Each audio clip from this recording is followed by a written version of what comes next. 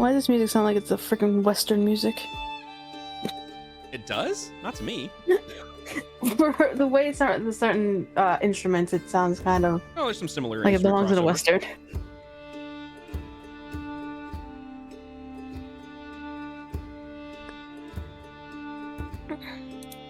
Okay, mute the tab of the stream. Daniel, when you hear myself talk.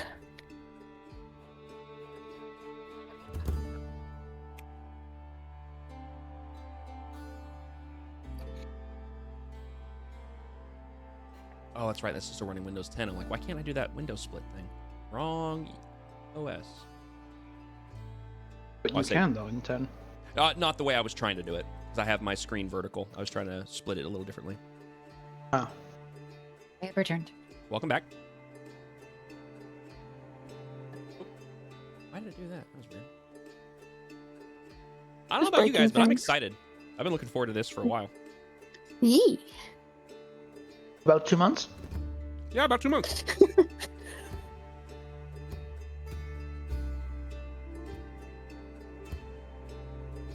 All right. Oh my goodness. I don't have to worry about a deadline myself tonight. There you go.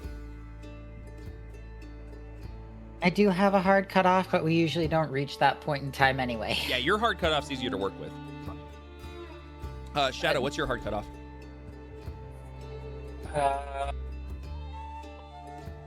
11:30. So 10:30 Central, correct? Mm-hmm. All right, good to know. All right, we got a few hours. We'll be fine. Yeah, Shadow's hard cutoff supersedes mine, so Yes. we're good. Yep. Yeah, because you're. Wait, are you Eastern?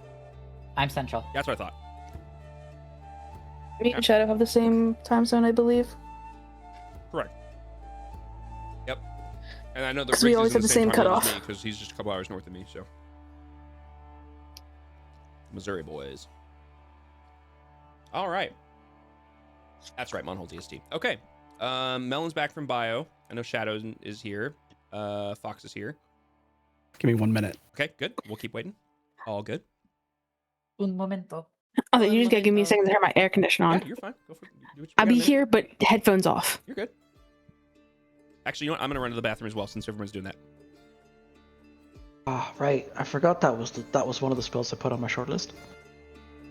Hmm? For my 6th level, I made a shortlist of spells. And I was like, that one makes sense. Obviously. That one's cool. What's that one do again? And I started reading them and I was like, oh, right. That's what that one does.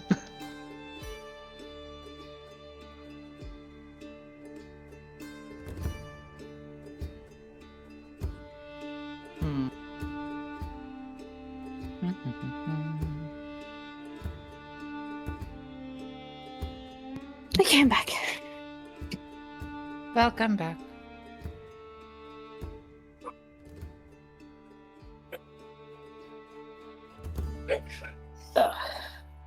Gotta get comfy. I'm hoping you guys don't hear the background of my air conditioning. I'm back. Welcome back. Welcome back. Hola. Yo. That's the only Spanish I really know. It's okay. I couldn't say the rest of it. This the quiz will be after class. Oh, nobody told me there'd be a test. It's a real bummer because my character only speaks in Spanish. Oh no.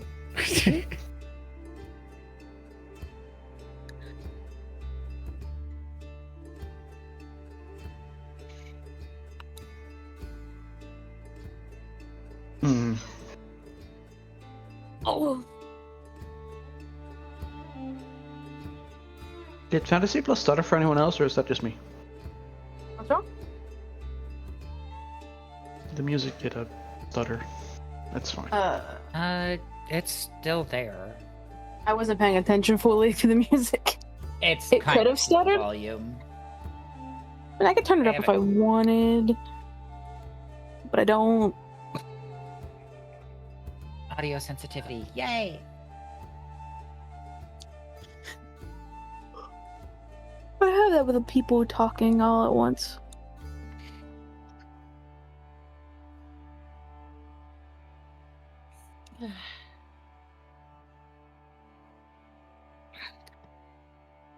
Now we wait for the neon.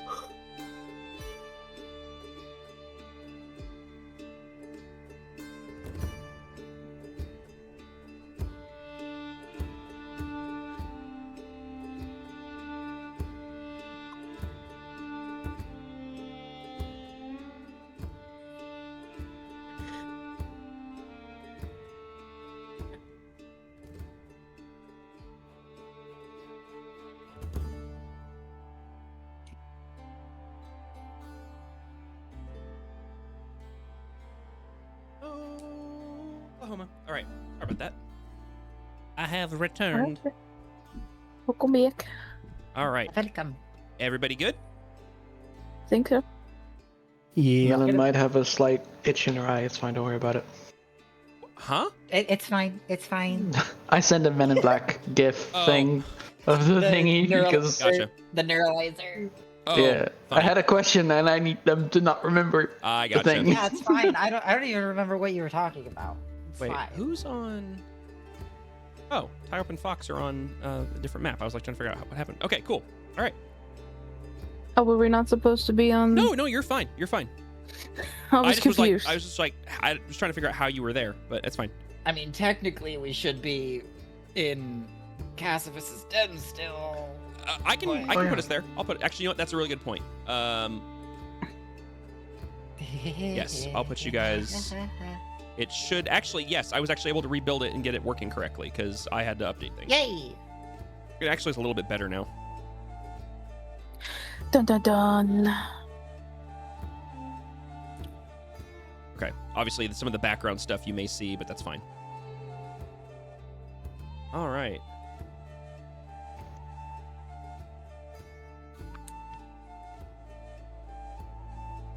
Okie schmoky dokie. All right. Well, we'll go ahead and get things started here.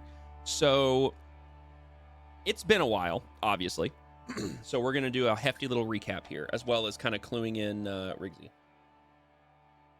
So, last we left off, your party, you guys, had been traveling around Darun, conducting some errands and things like that, had been doing some putting some money away in the Ironroot Ledger hold, had conducted one of the performances over at one of the taverns.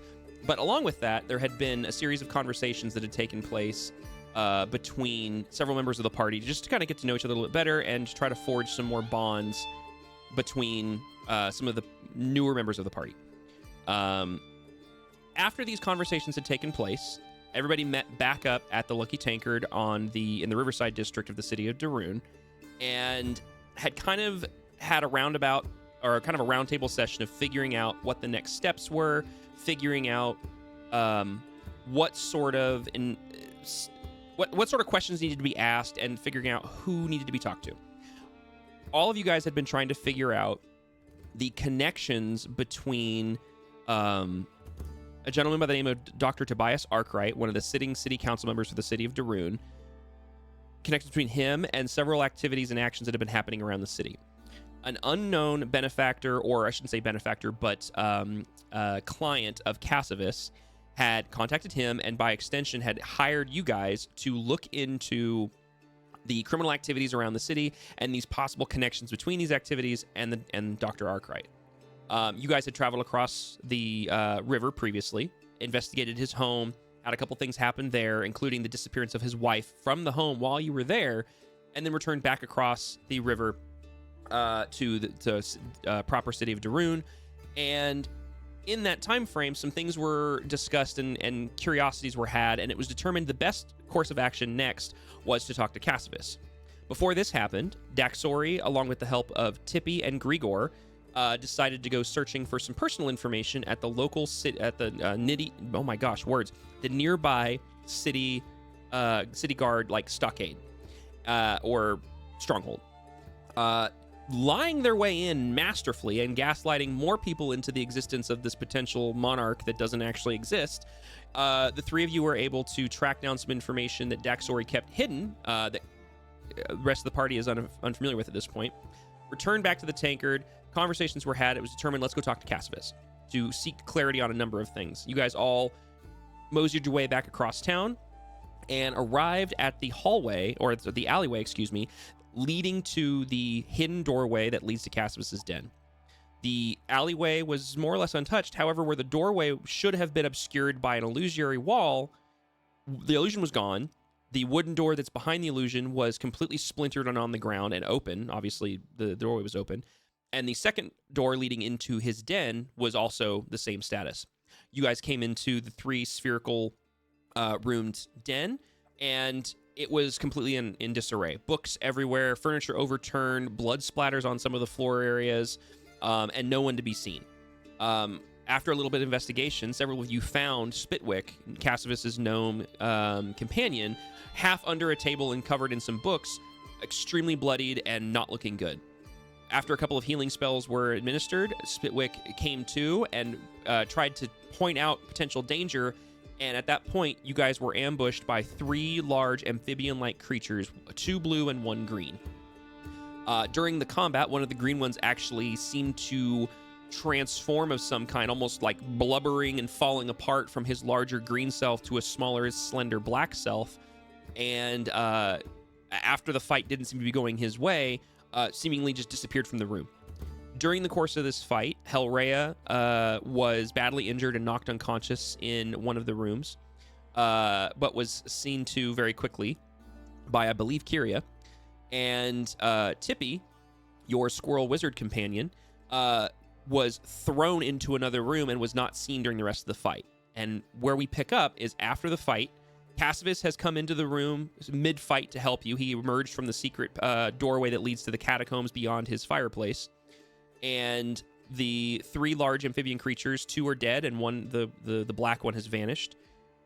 Hellrhea is just coming to with 1 HP, and Talina has rushed to Tippy's aid in the far left chamber, and that is where we pick up. So, first things first. Talina, I need you to make a medicine check for me. I don't remember if I would have rolled 1, but fuck it, we'll do it again. You may have, but it's been 2 months. Yeah. Do I have any effects that would give me advantage on this? I don't think I have cast anything on This would just be a straight roll, to be honest. Yeah, it's a wisdom base, so I was wondering if I had Owl's wisdom, but I don't, so it's fine. Yeah, you're fine. Okay. 11. Okay, with an perfectly 11. average.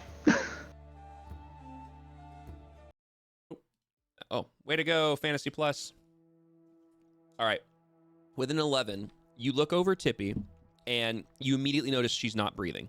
She's badly battered, badly bruised, bloodied, and appears to be lifeless by all accounts. What do you do?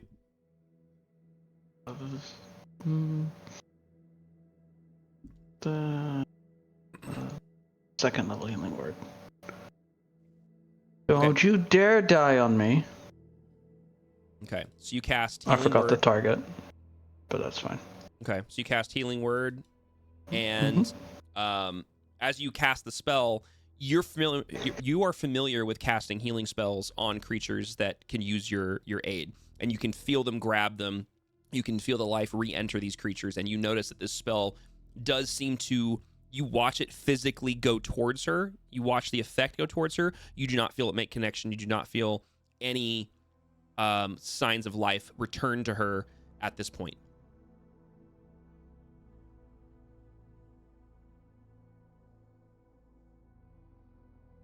I can see Scorch. I can see Scorch from where I'm sitting, right? Yes, you can. He's right there.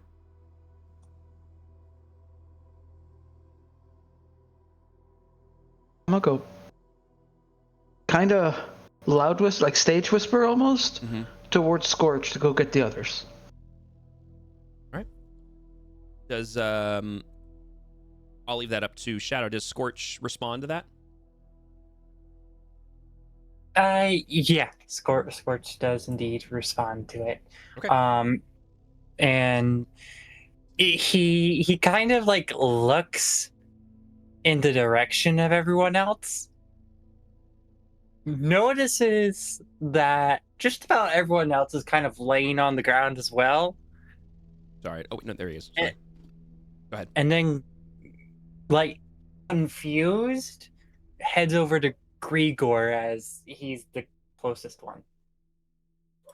Oh, the movement paths. Oh, they got better. Yeah, it got better, but it also changes the angle of the tokens. Yeah. That's an easy fix. If you hold shift and hit the arrow keys, you can adjust it. Okay. So if you want him to be facing, like, for example, upright, just hit shift down. Oh, nice. Yep. That's actually going to be really helpful for me. Okay, so he goes over to Grigor. Grigor, being badly injured, basically lounging on the sofa, you suddenly feel Scorch kind of, like, nuzzling at your arm. Cassivus sees this as well and sees the dog and comes across the room to see what's going on. And he doesn't say anything. He just kind of cocks his head to the side, looking at Grigor and the dog. He's kind of like pawing at Grigor. And as he's whining. And once he sees he's kind of gotten their attention, he starts making his way over towards Talina. Okay. But he waits until he knows he has their attention. Okay. Grigor, does the dog get your attention?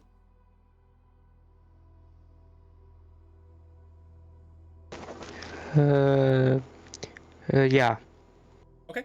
So Grigor gets up, follows Scorch. Scorch saunters back into the room, and Talina, you suddenly feel the dog breathing on your back. Cassivus follows as well, quietly, as the dog saunters into the next room. Ooh, that font just vanishes, doesn't it? Okay. So Grigor gets up and follows, and you don't have to move your tokens around. I think I'm Oh, go ahead. need to be manually moved off the sofa. Oh, yeah, I forgot. Yeah. Oh, I can't even drag you. What the? Oh, that's a problem. What the? Okay, maybe they didn't make it better. Do you not have a force move? Oh, you know what? I think it's because we are in... Are we still in combat? No, we're not in combat. No, we're not in combat.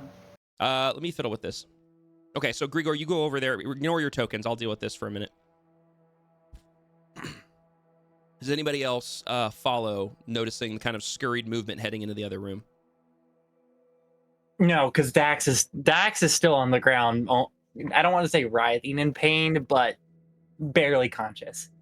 All that Hellrea has been able to do is basically groggily roll herself off of the pile of books and is now basically on all fours holding the area where she was basically stabbed with poison. Yeah, you were not doing good.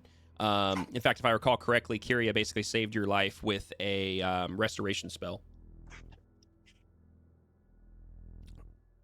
Basically. Okay, so as Grigor, and I'm still having difficulty figuring this out. I'm not actually sure why I can't move you. Actually, you know what? Based. I think actually the best way to do this is going to be literally to just do this. There you go. I just moved the wall. That's When in one way doubt, to move do the it. wall. Yep, that'll work. Yep, I had to move a wall. It's fine. All right, cool. We're good. If you literally just copy pasted the token and nothing bad would have happened, you can do that too. I don't know if it'll hold his HP. That was the only thing I was worried about. I've noticed that sometimes it doesn't. Okay, cool. they HP is fixed set that. to your sheet, so It should be is, fine. but tokens get weird, so I'm glad that it is working correctly. So as Grigor, Cassivus, and Scorch come into the room, Talina, you're still sitting there with Tippy. As Grigor walks in, and Caspus as well, same thing. Lifeless Tippy just laying there, no breathing, no signs of life. Blood on the floor, drag marks across the ground where she skidded into the room from being thrown in there.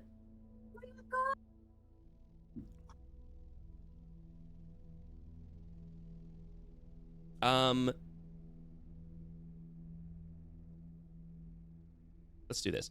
Fox, can you make me a wisdom saving throw, please?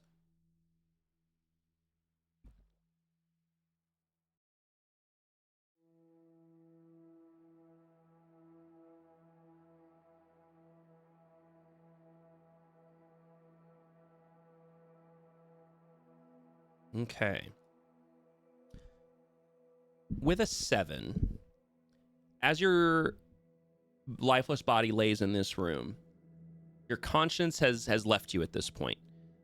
The space that you find yourself in is a darkened, empty space, and you can feel you can tell that you are in a very obscure place, somewhere you've never been before. It feels endless. You don't feel walls anywhere. You don't feel distance anywhere. You realize very quickly that you are somewhere in the middle. You're not sure what that means. You're not sure where you are, but just you feel like you're caught between two places.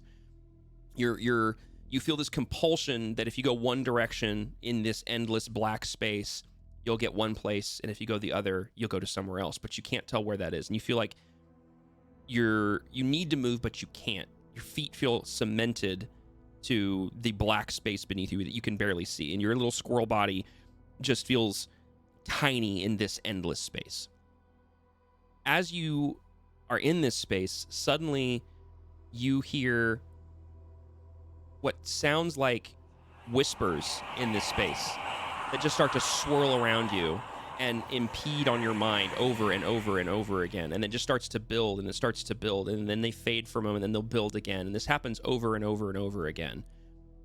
While this is happening, Talina, Grigor, as you guys are sitting in the room, unsure of what to do as your companion is lifeless on the ground, you guys, both of you roll me perception checks.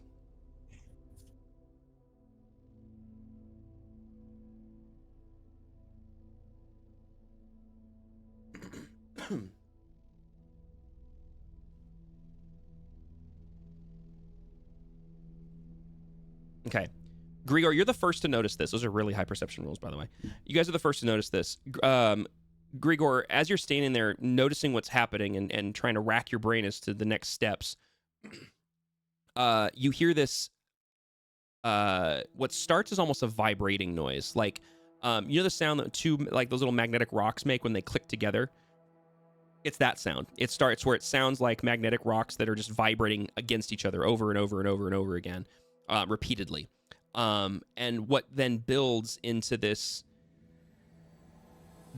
you hear this sound of this swirling, almost arcane noise building in the room. And as you glance toward the source of the noise, Talina, you hear this and turn around, and you notice the sound's coming from behind you. And as the two of you turn around, you see that in Cassivus's large black coat, his very nice dress coat that he wears that goes down a bit, you see this glowing, dark, ichor-like greenish color glowing from the inside pocket of his left side of his coat. And he then notices this at the same time, and he looks down and sees it, and he starts to kind of like, what is this? What is happening?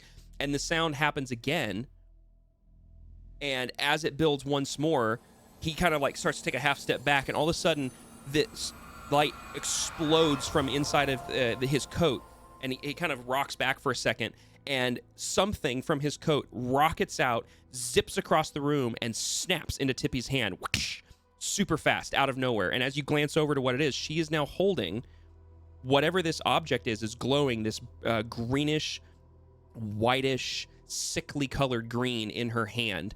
And her hand is upright now. From elbow upright, it's perfectly erect. And she's holding this, what appears to be some sort of rock or maybe a gemstone of some kind. And it's just glowing. And as this is happening, Tippy, the second your body reacts to this, you suddenly feel those whispers are extremely loud. They are everywhere. They're completely consuming you. in this space that you're in. And suddenly, when the rock hits your hand, one of those directions starts to glow, a bright, whitish green light. And you feel like you could move that way. Do you step towards the light? Yes. All right, so you start walking in this space, and it feels like walking through a dense fog mixed with almost like a murky sort of, not quite mud, but not quite water. And you feel like it's a bit of it's strenuous to move your legs. It doesn't happen organically or easily. You feel like you have to kind of will yourself forward with every step. Can you roll me another wisdom saving throw?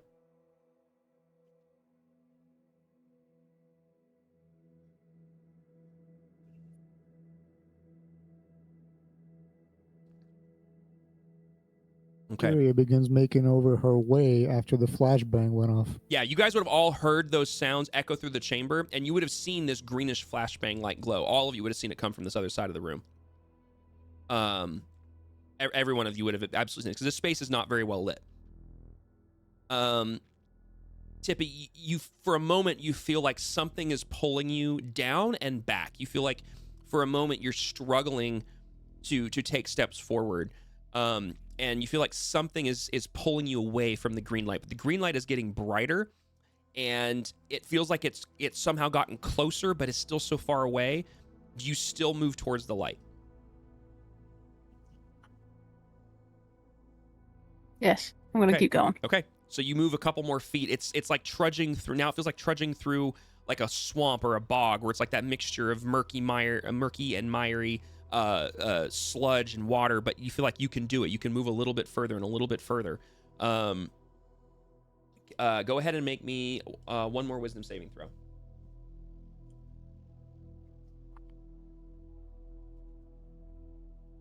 Okay.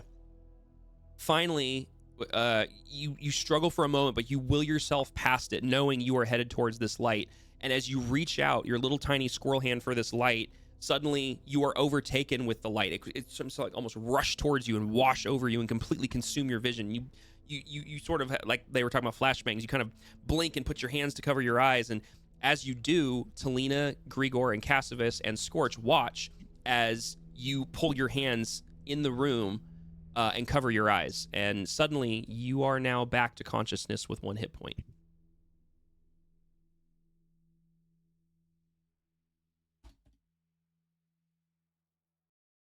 And you guys watch as the rock is still in her hand, or what appears to be some sort of rock, still glowing pretty bright.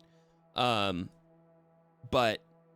she is now moving, and you can see her chest moving. She's breathing. Give the squirrel a big hug and squish.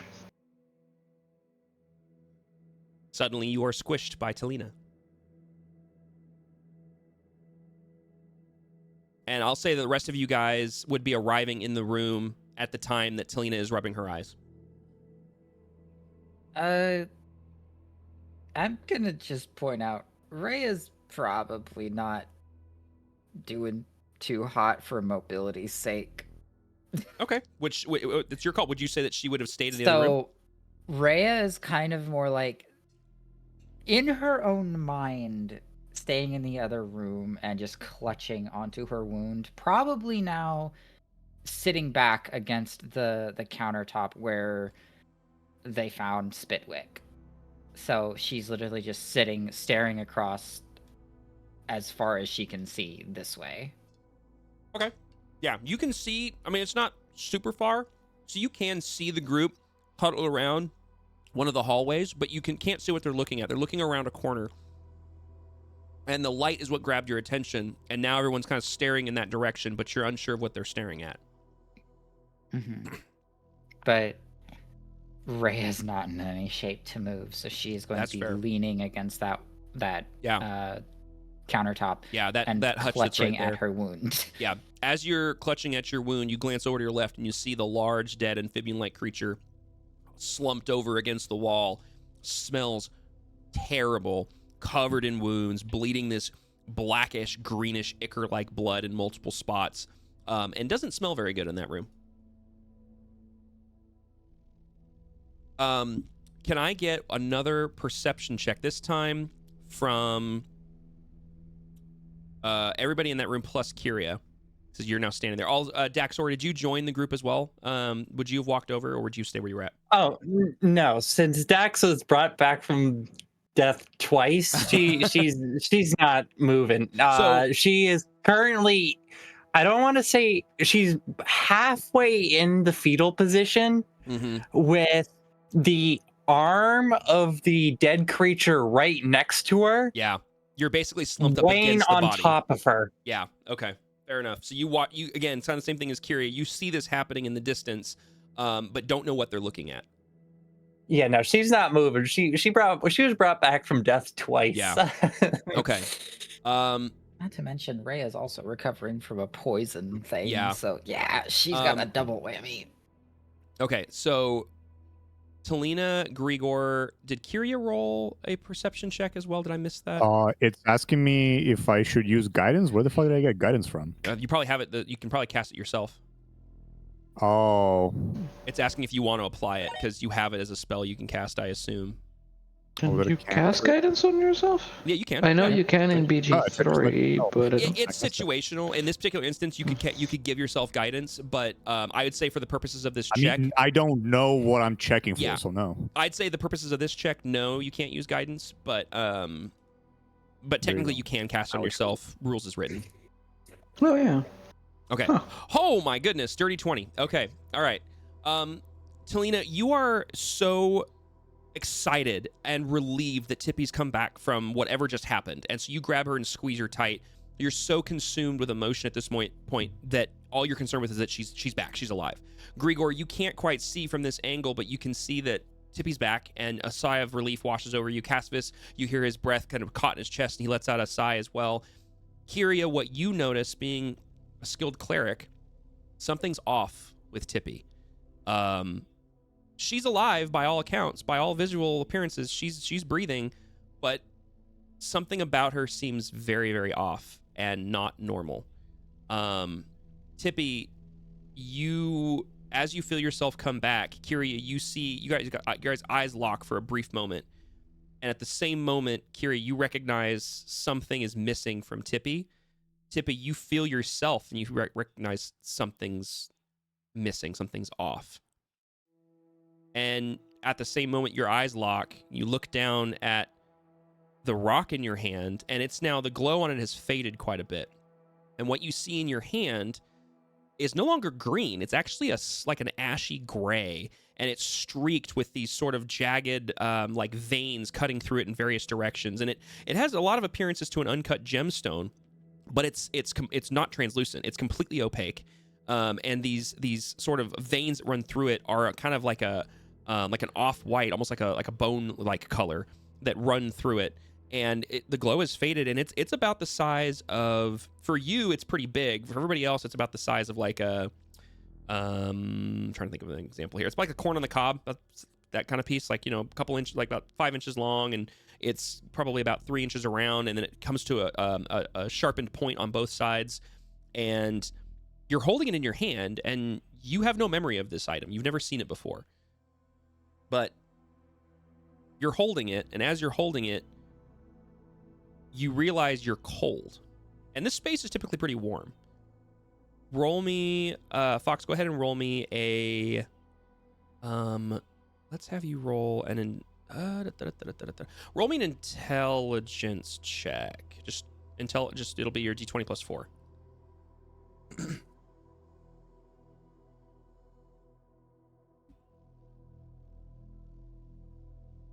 Okay.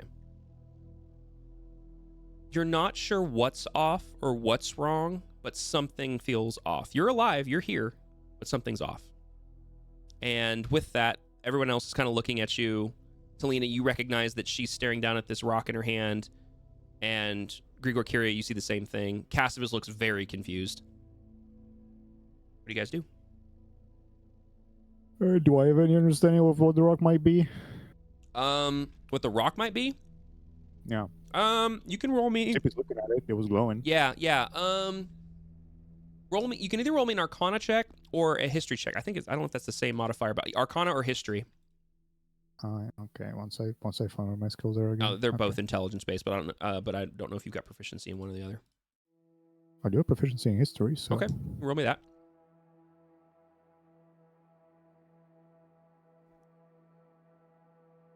That is a crazy high roll for an intelligence for history check. With a 20, you get a quick glance at this rock, this gemstone potentially that's in her hand, and you don't recognize it. You've never seen this particular item before, but with how it was reacting when it flew across the room, the light that it created, the fact that it's in her hands, and the fact that she's clearly now upright again, this clearly is an artifact of powerful magic ability.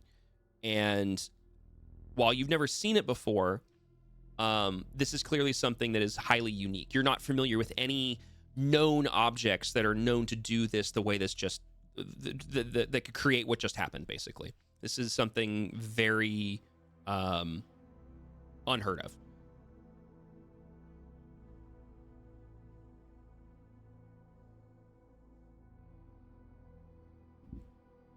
I frown a little bit, but I decide to keep that to myself, and I just ask, "Is everyone all right?"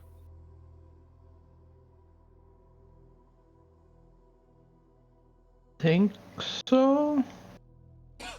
I think I'll live.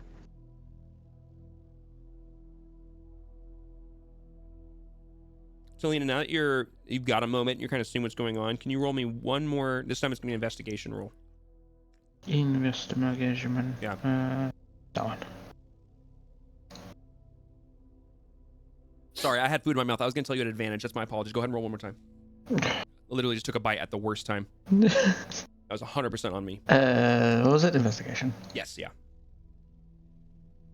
Yeah, we'll keep it at 12, Yeah, shall that's fine. Yeah, that's fine. Okay, with a 12, while this is all confusing and the emotions are starting to subside a little bit, what you do recognize holding her, she's cold to the touch.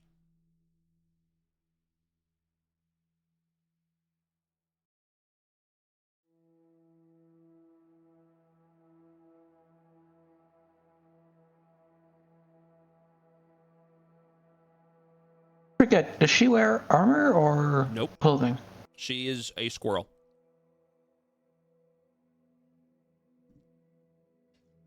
Yeah, that, okay. What I mean is, So she is the- a squirrel. She I has have no fur. She has fur. She has no clothing. She has a little leather, like a miniature leather bag of holding. It's basically like a coin pouch that's mounted to her back. Okay, well that slightly changes it, but it's fine. I'm gonna use prestidigitation to warm up my sleeves instead. Okay. I was gonna warm up her clothing, but I'll just warm up mine and keep the hug going. Okay. Yeah. As you warm your sleeves up just a little bit more, it gives that kind of to you feels like cozy and warm. Tippy, you can tell that there's a warming sensation coming from her sleeves, but you recognize your body feels extremely cold. You're not frigid, you're not shivering, but what normal temperature everyone kind of normally enjoys is gone. Your body feels cold. You're not, like I said, you're not shivering, you're not like freezing, but everything feels colder. And the warmth from her sleeves doesn't really seem to be making a difference.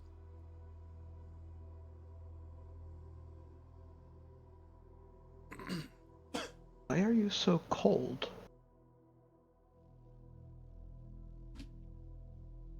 I'm assuming her fur isn't warming up in my arms either, like to my touch. No, correct.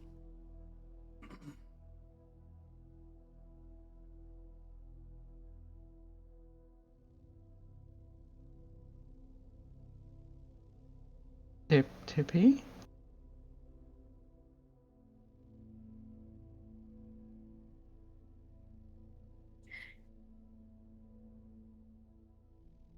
Hey, GM. Yes. I can still talk, right?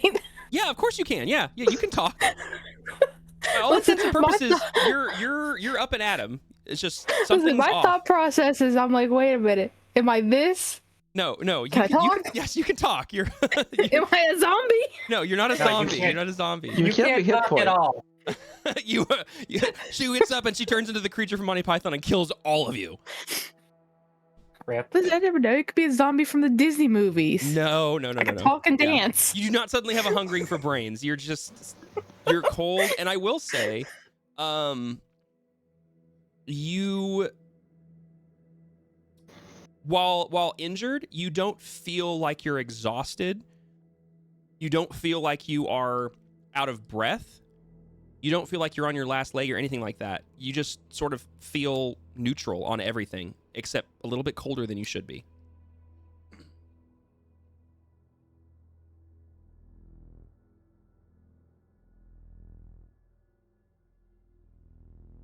Tippy's just too shocked to speak at the moment.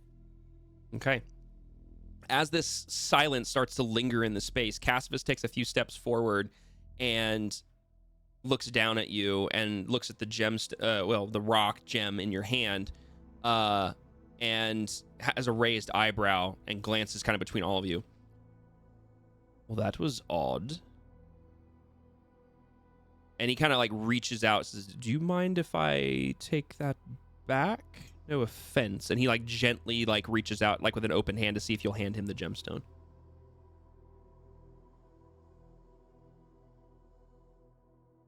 I'm gonna look between him and the stone and then go to hand it back. Okay. I don't know how I got it. Okay. As you go to hand it back and he takes it and suddenly he recoils his hand and a little spark of green shoots off of it. Ah! What the? Well, that was unexpected. And he shakes his hand and kind of like rubs it in his other hand, and it didn't hurt you at all, but it clearly did something to him. How loud was his ah? Loud enough you would have heard it. It would have echoed through the chamber. I mean, he just got basically zapped. Actually, I need to... by this point, Rhea is going to kind of D6. limp herself up and start walking towards everyone else. Okay. I have no idea what that is that I'm hovering over. I'm guessing it was one of the weapon thing summons. That's the spiritual weapon. Yeah, that's her magnifying glass, which at this point is gone. Get rid of that. Yeah, that's gone. All right. It's not supposed to be a magnifying glass. That was mine, but yeah, it's not there anymore. So Rhea is going to make it to about the doorway here and notice Dax. Yeah, slumped over, basically half leaning against this massive bluish toad-like thing and half covered by it, completely out of breath. Oh no, she's not slumped against it. She is on the ground, almost in the fetal position, with like gotcha. the arm of the creature, like from when it fell, landing on top of her. Gotcha. Okay, so she's like half covered by this thing, mixed with fetal position. And when Rhea gets next to her, in her own limped and struggling state, she is going to crouch down next to the arm of the creature and just try to slide it off of Dax. Okay. You know what? In your current state, roll me a strength check, please. Because these things are big and you are rough. Okay. I would personally like to nerf myself and roll at disadvantage. I will never say no to that. Especially considering you have 1 HP right now. Yep, that's better. Okay. With a 9, it's a bit of a struggle. You go to lift this arm up thinking this is no big deal, and you suddenly are very aware of how exhausted you really are, and it suddenly hits you how rough you are. Pain in the abdomen as well again, so... Yep. And you do eventually get the arm off of her. It's not impossible. It's a dead creature, but it's a little bit more of a struggle than you were originally intending. And I just make sure that Dax is still with us. You do see her chest rising and falling. It's hard to tell at first, but you do eventually see that her chest is rising and falling. Well, that's a good sign. And Rhea is just going to basically slump onto the creature next to Dax, basically using the creature as a backrest because all that effort of moving across the room was a lot. Okay. So you guys are both basically sitting technically prone next to this dead toad-like thing. And Curie, you do see them. You kind of hear the thunk as you look over and see Hellraya slide down and basically plop next to Daxor on the other side of the room. It was a big room. Mm-hmm. Yeah, these rooms are decently sized for what they are. All right. Talina and Grigor and Tippy, you guys watched as this gem basically zapped Cassivus in his hand with this bright spark of white-green energy, and he recoils back, and as he looks at his hand, you guys kind of notice this greenish-black spot on his hand that looks almost necrotic in nature starts to fade and disappear, and his hand goes back to normal. He kind of shakes his hand and looks around at you. That is dangerous. What exactly is this dangerous? Well, if you'd asked me about 10 minutes ago, I would have told you payment for a contract. Asking me now, I have no earthly idea what in the nine hells that bloody thing is. As far as I was aware, it was a priceless gemstone of unique make, but now I'm not sure. The seller just called it an opaque gem.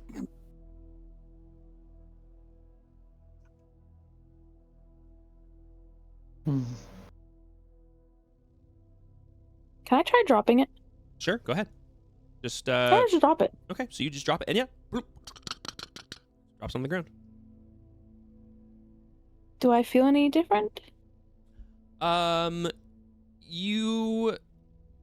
best way I can describe, you know what, do this. Roll me an Arcana check. Just for flavor. Hey, I'm good at those. I would hope so. Don't roll a 1. Yeah, that would be awkward. Oh, Jeez, okay, turning a 9 to a 19, love to see that. As it hits the ground, you recognize that you don't feel any different in the sense of, like, you feel like you're about to start like passing out, like something like your life essence was connected to it, but you definitely feel like, how do I describe this? You feel like an element of your own abilities and power just left you. You now feel like something's missing in a different way. Unlike before, before you recognize that you were cold, this time you feel like something's missing and you're like, I need to get it back. I want that back.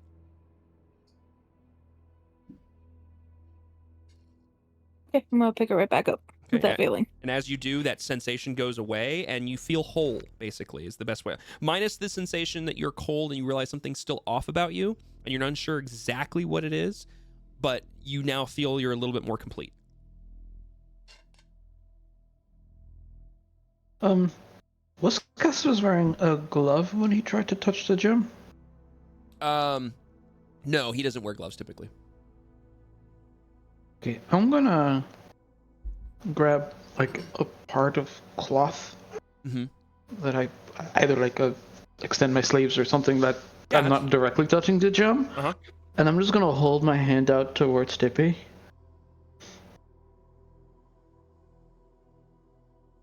Like gesture for her to put the gem in my hand, but not touching my skin directly, to see if it zaps me. All right, so Tippy, do you do anything with that, or? After feeling the feeling I did when I dropped it, Tippy's very hesitant now to let go of it. Okay. Fair. that's fair. Yeah. All right, so you notice her hesitation, but she kind of doesn't seem to be letting go of it. Yeah, that's fine.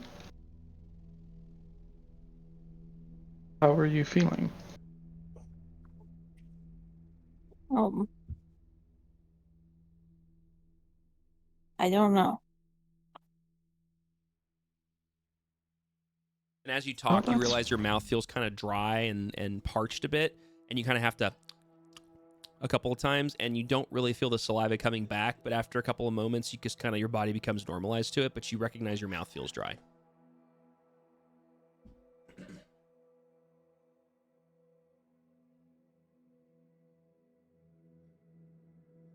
My mouth feels dry, though I didn't speak with it. Oh, I forgot. You speak telepathically. Never mind. You didn't do anything. Nothing changed. Your mouth does feel dry, but you didn't speak with it. You just recognized that for some reason. I forget. Doggone it. Freaking telepathy speakers. You only have one. I know. For now. For now. Now. I mean, Or pretty technically, we have spells that I know. I can sending, so it's similar. Caspus kind of watches this interaction, and he glances between the two of you. I would be very careful with that thing, my dear, but now I have more questions than I had 5 minutes ago. Wait, where's everyone else? And he kind of sidesteps and looks around. Okay. Oh, there you go. Sorry. Oop. He kind of sidesteps and looks into the other room. Oh, we need to make sure everyone else is all right. Ladies, and he kind of barks out towards Dax and Hellraya. Rhea, still slumped, not even looking up, just raises her hand. That's one. In a very defeated wave. Well, she's still kicking. What about the red one? She doesn't respond. Oh dear. And he I think they're both alive, but they might need some help. Indeed, I am not skilled in the ways of healing arts. Are any of you able to assist them? Otherwise, we can seek out a cleric at the temples. I'm tapped, but I can carry this one. Yes, please bring her. And like, I'm not letting go of the hug. I'm just standing up. What was Kyria saying? You, as she kind of gestures at Grigor, because she doesn't know his name, come as well. I think I might be able to help all of us. All right. Do you need any assistance, Talina, or do you have it? Is Tippery is she struggling, or is she just like, yeah, carry me, it's fine. Yeah, carry me, peasant. Okay, so there's your answer. Hey, okay. All right. Oops. Bet. All no, right. I got this. Wait, what? The group movement actually looks neat now. Yeah, it actually. Oh, that actually works really well. Okay. Like, it has a proper formation line. Well, that's because I moved everybody, but yeah. Yeah, at but this exact moment, before I didn't show it at all. You guys hear this, and out hobbling from behind the fireplace hidden door is a very, very beaten and bruised and bloodied Spitwick, who quite literally makes it about as far as Grigor and flops over onto his chest. And he's still alive, but you can see his chest moving, but he is out of it. Well then. As everyone's approaching Rhea and Dax, Rhea's going to just let everybody know she's breathing. She's just not responding to me. Do we all Probably remember because that your illusion dropped last time because you got downed? Oh yeah, no. Rhea is full like display tiefling demon bits. Yep. Mm-hmm. Thin spade tail, horns, the whole Tiefling works. demon bits. Yeah. Her eyes are that whole red scholara, like ruby red color. It's all also like her actual demon bits. For clarity, I just remembered, Talina, your dancing rapier is still sitting on the table. It fell after combat, but it's sitting over there on the table. Let's see. I forgot that was a thing. 20, that's fine. Cool. Okay.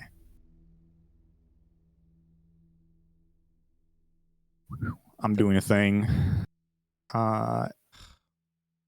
Visually for everyone else, Kyria's gonna kind of just kneel down in like a prayer pose and begins muttering something while holding her religious pendant in her hand. In reality, I am upcasting Prayer of Healing up to level 3. Okay. Because I don't have like level 2 slots left. Prayer of Healing does take, I believe, 10 minutes to cast, if I'm not mistaken. Ooh, yes it does. So I'm beginning to do that. Okay. All right. So as you guys all kind of congregate, Kyria gets into a prayerful position and clutches the symbol around her chest, which you guys have noticed is the symbol of the Everlight from before, and is softly muttering to herself, and does so for... Wait. Oh, go ahead. Yeah. Because remind me, she takes a brief pause in her prayers or whatever it is. Looks around. Those of you most injured, please stay close. It'll take a while. I really don't want to move.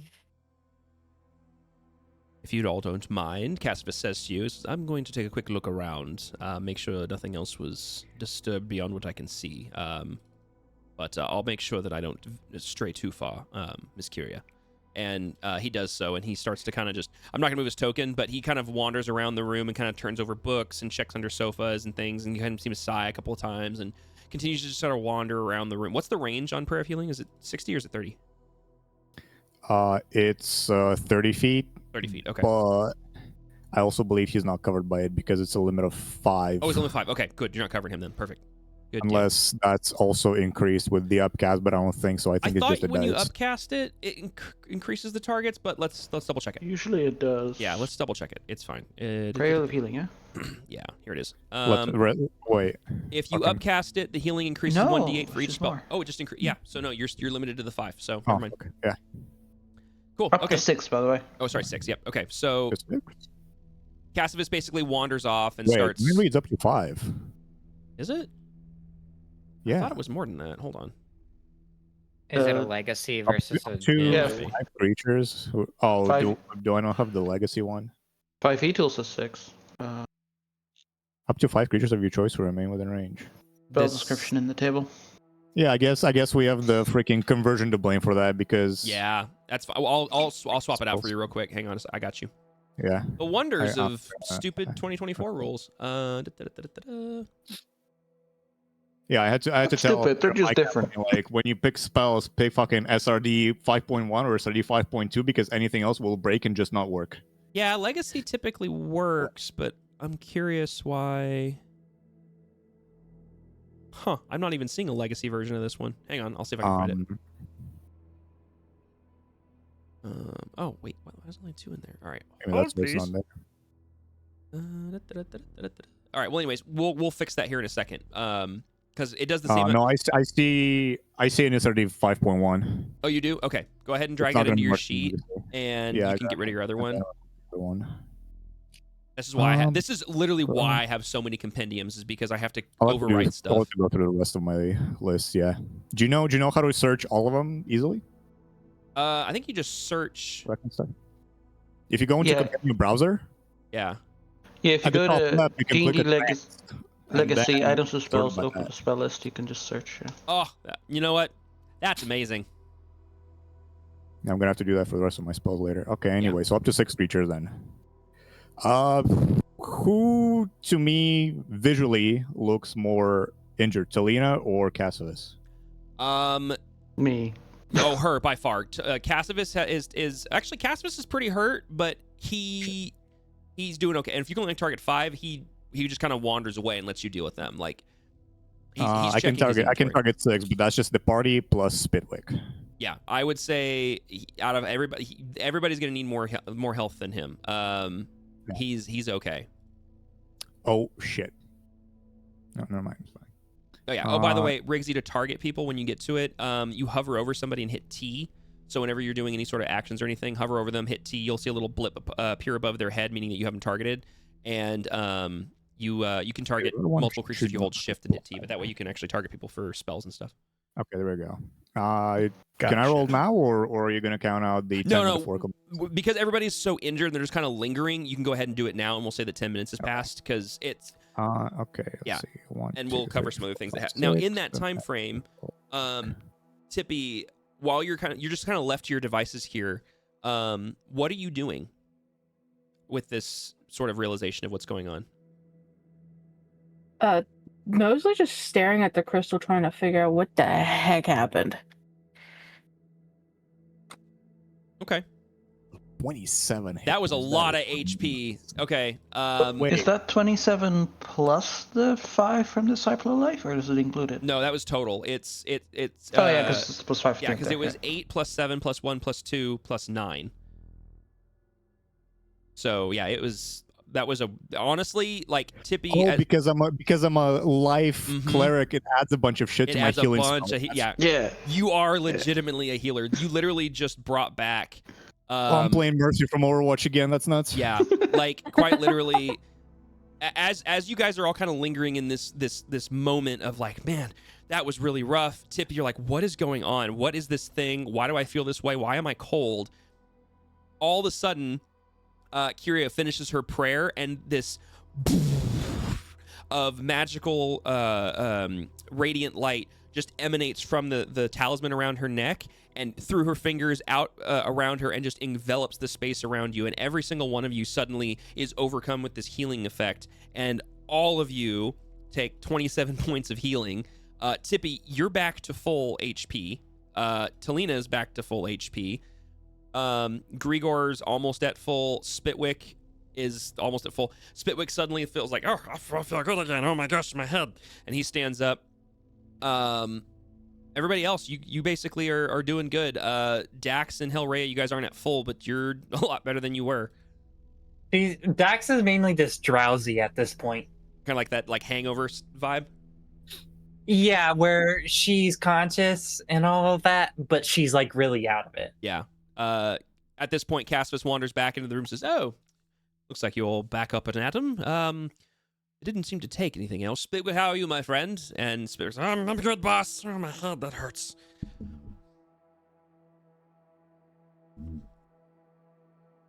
Let me fix... Tippy, you are no longer a prone or incapacitated. Let me fix that there. And then... you're no longer... There you go, guys. Okay, cool. Everybody's statuses should be good. I'm keeping the exhaustion, quote unquote, on Dax for right now, but that's up to you when you're less... whenever you want to say you're less dazed.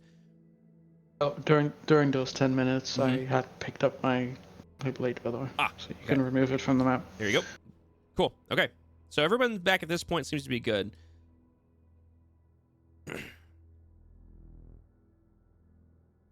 So unless we have a reason to stick around, perhaps we get out of here for just a sec and... Yes, that may not be a bad idea. Think so? I'm hoping they don't bring any more to return, but you never quite know. We can't use the catacombs. Those are closed off. We'll have to head out through the main door. Left of it. Yes, yeah, I noticed that. But yes, let's just wander back towards the riverside. How's that sound? Sounds great to me. Very well. And as he's talking to you, every once in a while, you guys notice, I'm not even gonna make you roll for it. He keeps glancing over towards the gemstone in Tippy's hand every so often. He just kind of glances at it. Not like maliciously, just like, you know, when there's like a curiosity in your peripheral vision and you cannot help but just keep looking at it every so often, no matter how much you try not to think about it. It's that sort of situation. Hey, question. Now that I've seen Cassivus kind of peeking at it, can Hellraya take a stab at looking at that thing and seeing something? Yeah, absolutely. From your distance, go ahead and roll me just a perception check, and obviously you can see it in her hand, but we'll see how much you notice about it based on this.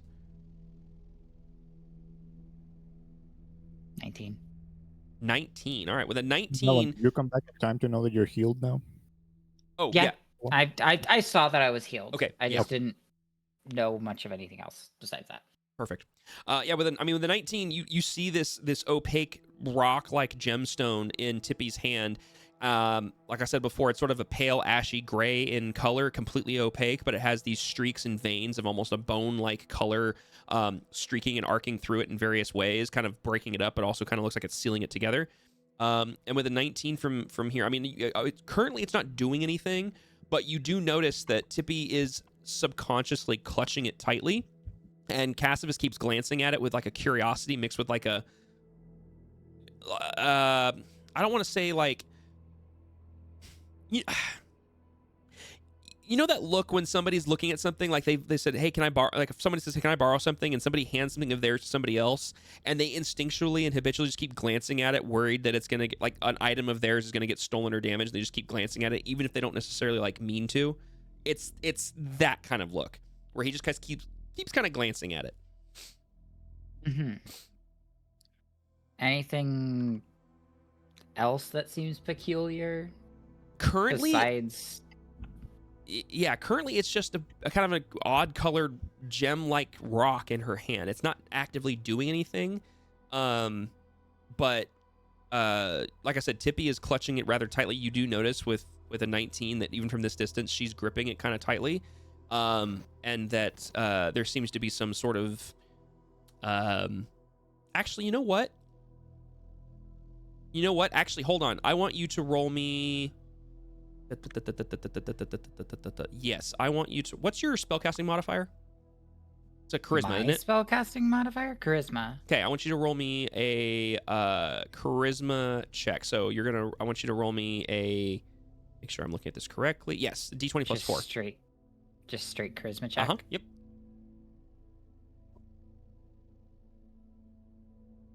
Damn, the dice don't want me to know, apparently. You do notice the reason. I'm not gonna say why I had you use your charisma modifier, but something's off about this, and you recognize that there's something strangely familiar about what's going on here, but you can't put your finger on it. But it's about this point, Caspis is like, unless there's a reason, I'm in agreement with oh my goodness, I'm in agreement with Miss Kenruru here. Maybe we should skedaddle, yes?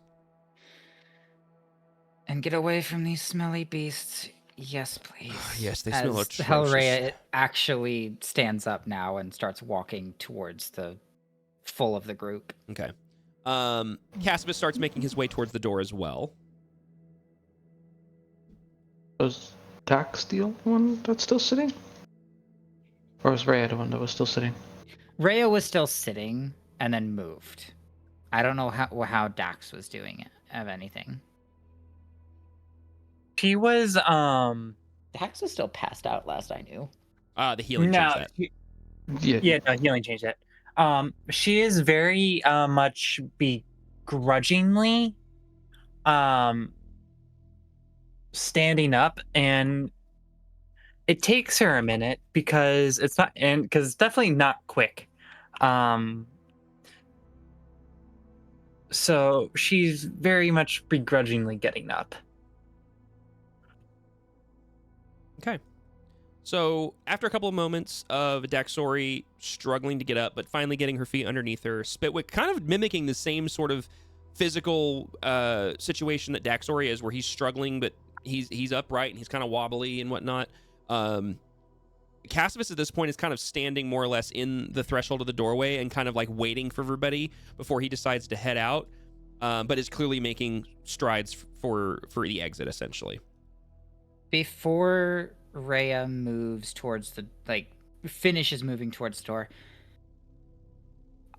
I'm not sure her concentration or the magic of her illusion is reappearing just yet. Would you want me to put a check through to make sure she can hide herself effectively again? I would say because you're back at full health, thanks to that, close to full health because of that amazing prayer of healing, I would say it's up to you as the player as to whether or not she'd be able to or not.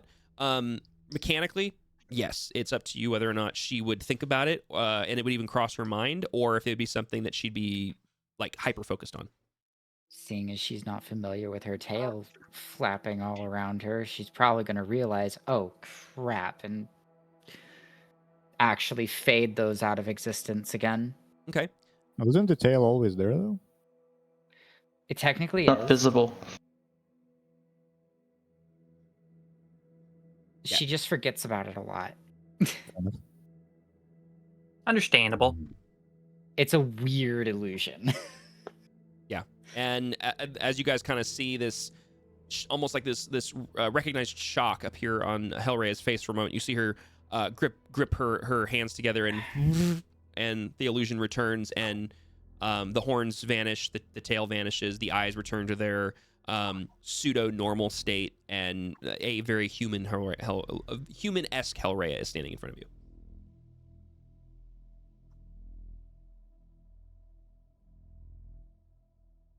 I'm just gonna assume that I'm still carrying Tippy until Fox says otherwise. Yes, she had to AFK for a second, so yes, you are carrying Tippy still, and she's basically just kind of like, she's gripping the gem rock or whatever in both of her hands rather tightly, and is just like hardcore steadying it. Like she's just like turning it over in her hands and just kind of like staring into it and just enamored with this thing.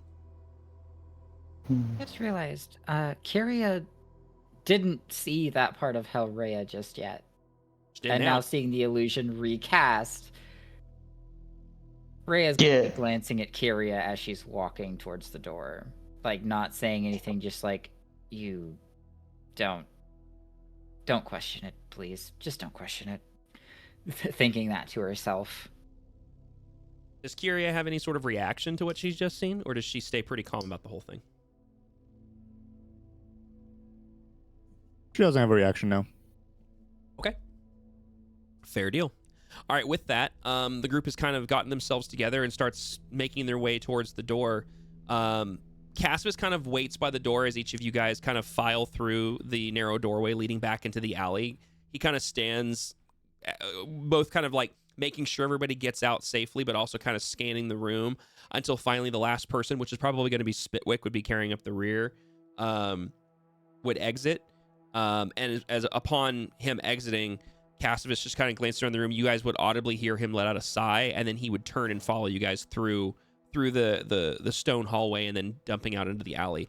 And as you guys step outside, you guys recognize that it's actually now raining. A soft fall rain has started to descend on the city of Darun, and we will go ahead and move over here back to the city. And as you guys step out, like I said, it's softly raining. It's not like a torrential downpour. It's just kind of like a light fall rain. It's not too chilly. There's a breeze kind of wafting through the town, and in this part of the district, which is basically like the northern edge of Kestrel Village and the eastern part of Riverside, right where the two districts meet, at this time of day, which is kind of like late afternoon, mixed with the rain, the streets seem to be relatively calm. Caspis pops the collar up on his jacket and kind of pulls it in a little bit to his neck and buttons one of the buttons in the front of his coat and turns and does the exact same thing. I was just about to say that. Yeah, everybody kind of does that little rain prep dance. You know, you everyone gets the little things figured out just to stay a little bit warmer and drier. Rhea, standing there with just her dress, is starting to just cross her arms and kind of shiver a little bit. Yeah, it's not too cold and it's not too rainy. Would Dax notice that? Roll me perception check. Would Dax notice that? Let's see. Let us find She's out not together. really hiding the fact. She's kind of pouting about it. But Dax is also out of it, so Yeah, we'll see Fair. how out of it she actually is, because you know we like dice rolls here. Why not? yeah. And I'm rolling physical because they weren't good to me last time either. That's- I you kept know getting what? beat upon. Yeah, unfortunately, Shadow is the cursed dice Hey. roller of the party. Hey, it's a new Foundry update. It's true. It's true. I don't trust it. Honestly, I think if anyone's earned the lack of trust in the Foundry dice, it's Shadow. Yes. Yes. I got a 14. Yeah, that's 14. Yeah, with a 14, yeah, you 100% notice that Kyria is essentially pouting, standing here in the rain, and it looks. Rhea. Rhea. It looks rather. What did I say? You said Kyria. Oh, good grief! Listen, it's been 2 months. I get one. Their names, okay, I will admit to you, their names at the end of it do sound very similar. They do. So, Hellrhea is pouting and cold here in the rain. Dax just out of niceties at this point hands her takes off her jacket and hands it to her. Her Very trench kind. coat. And you, Daxori, being the fire-haired tiefling that you are, the rain almost seems to doesn't seem to affect you very much. Like it almost like it when it hits you. Yeah, it steams off of me. It steams off of you a little bit, yeah. Yeah. thank you. Mm-hmm. And she'll bundle herself up. And she kind of she gives a tired you're welcome. Yeah, see, that's weird. Oh wait, no. Oh, okay. Huh? Did they finally fix that? They did. Okay, yeah. When I grabbed the token out of the thing, I dragged it over, and it in fact did hold the HP. Nice. Good, noted. Awesome, love it. So standing here on the streets of the borderline Kestrel Village area, kind of that last remnant before you hit Riverside, Caspis kind of glances over at all of you. We need to find somewhere warm and dry and quite frankly, I don't know about you, but I want to figure out what in the hells that thing is. I have my apartment, as one might say. We can meet there. It's an option. Where is your apartment? Is it large enough? On the south end of Riverside. It might be a tight fit for everybody. So the Dax Tankard. will, or the fire? Dax will tiredly say Tankard. And Tankard is an option. Durham won't ask too many questions, and he has that large room upstairs. Who's to say whoever sent those things won't know of one of our normal hangarounds? True, but somehow I don't feel... It's possible, but somehow I don't feel that we have to worry about that. I'm not entirely sure. I have questions that need answering, but more than likely, if somebody does know what's going on, they were going to know about your apartment as much as they'd know about the Tankard, so it won't really matter. Fair enough. Not been to my room in the Lazy Fire for a while. Could head there. You have a room at the Lazy Fire? Well, yes. I don't go there often. It's more of a hide in case of the social necessity. I mean, that's an option, but we have to cross the river for that one.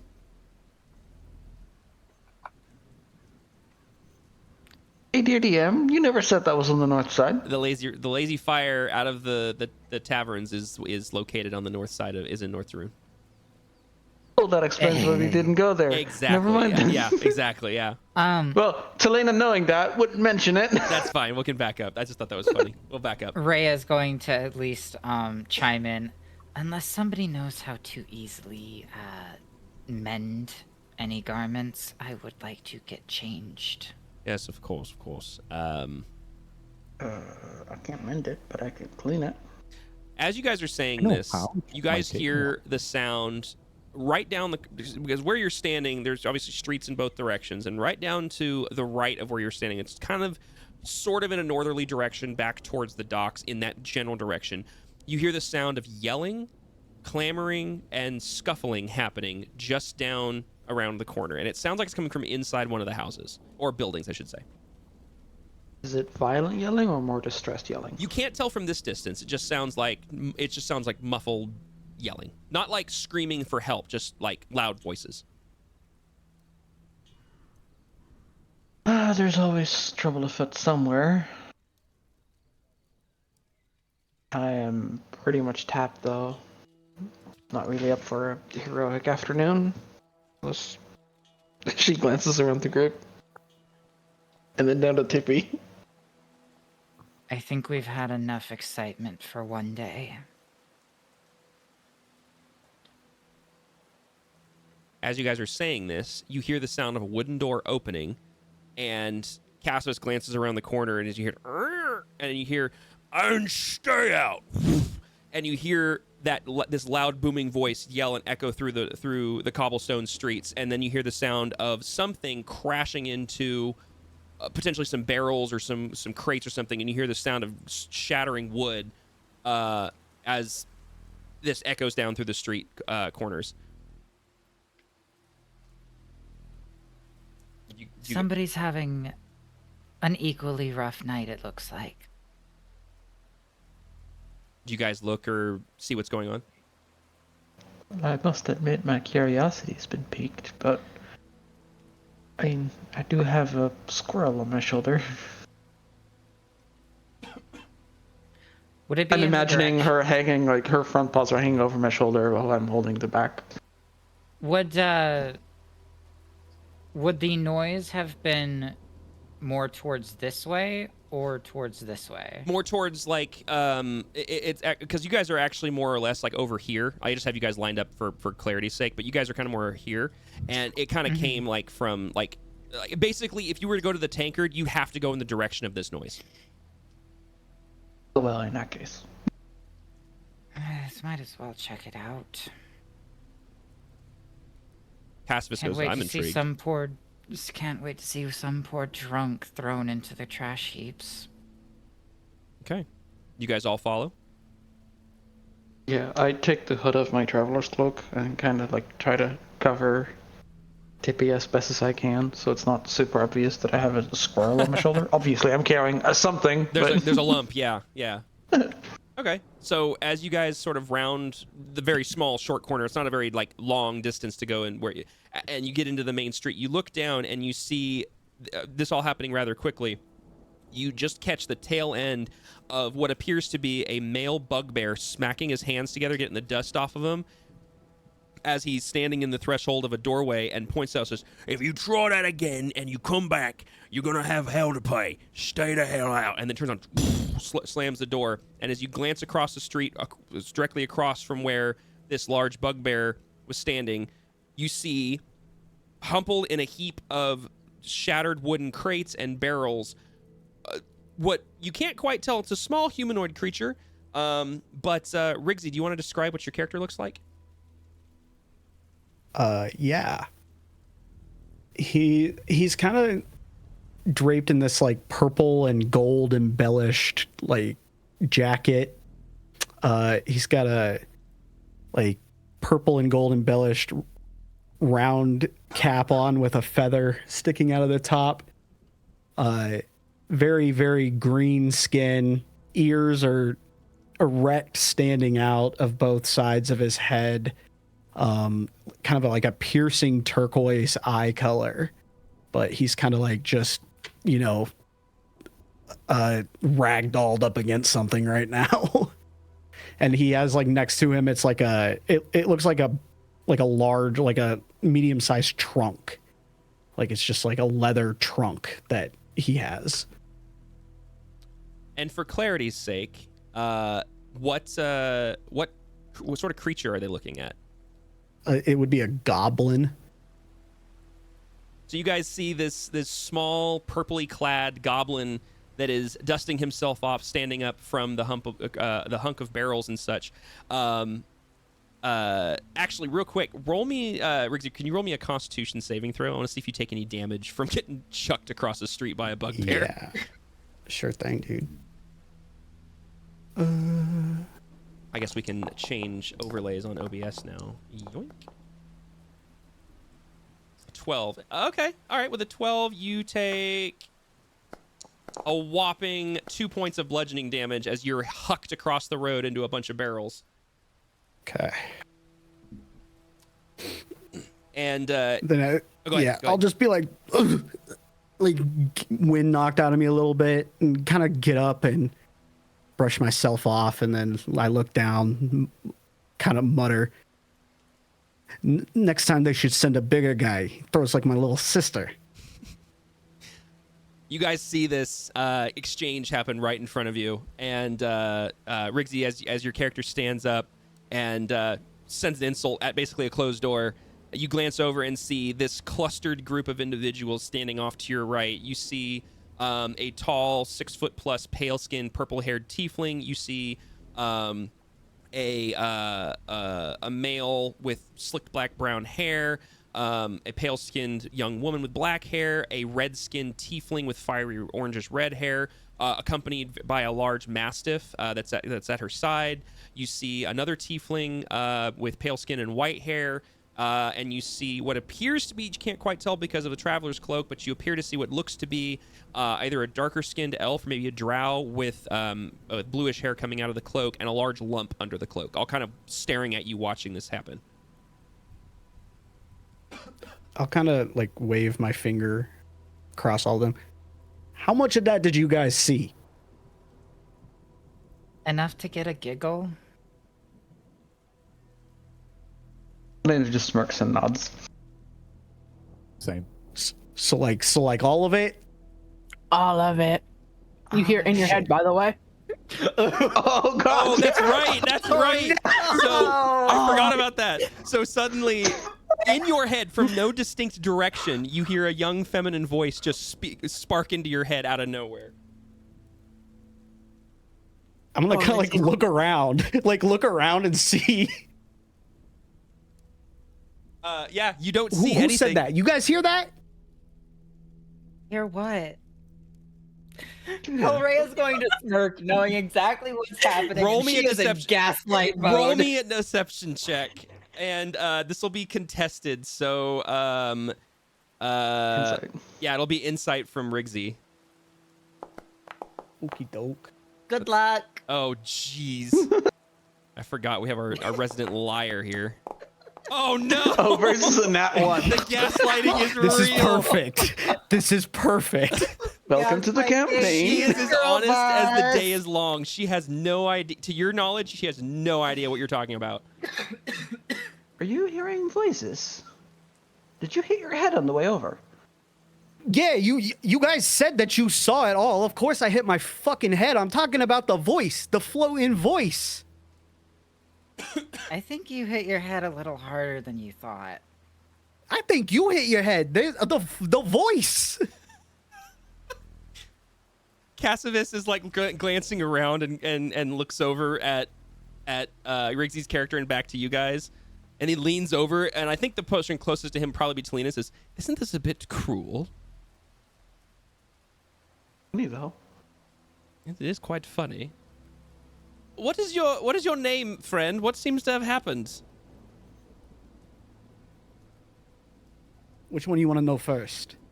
Start with your name. I don't believe I don't believe I recognize you, and I know most everyone in this city.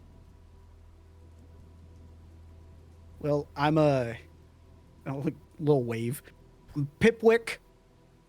Pipwick Heartthrob. You might have heard of me a few times. You know, I play some of the taverns. Little talented. I like to tickle the ivory, you know? Let's see if Is he- Cassivus recognizes you. I would there's no- also like to roll. There's you no can- knowledge local anymore? Talina, I guess that's Talina, history, huh? and Talina, Hellraya, and Grigor. You guys can all roll history checks.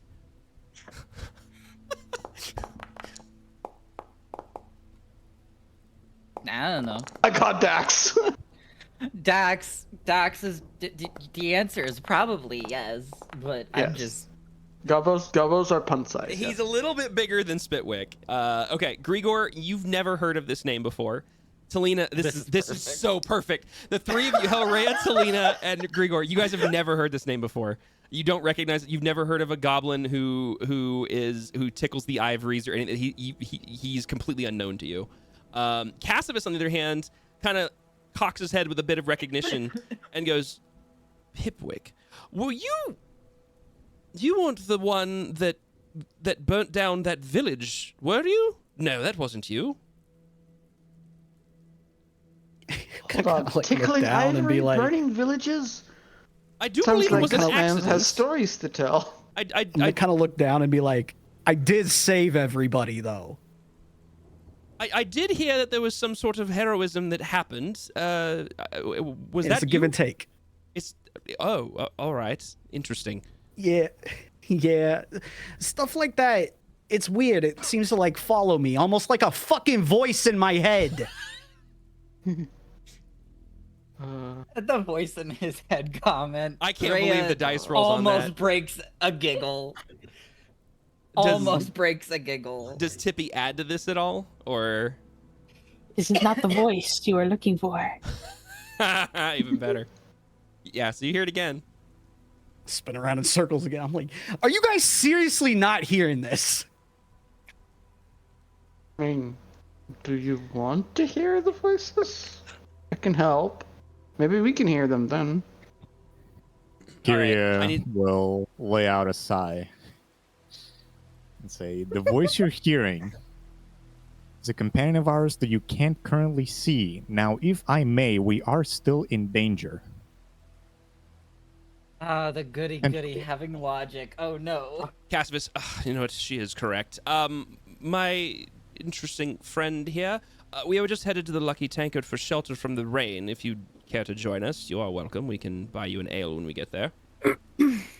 Well, it ain't like I'm going back inside there, so yeah, sure, why not? And as he points to there, you glance over and you see a sign dangling from the door by one rope, and it's like barely there. And what you can easily make out in common is called the Last Chicken. Last chicken. Love it.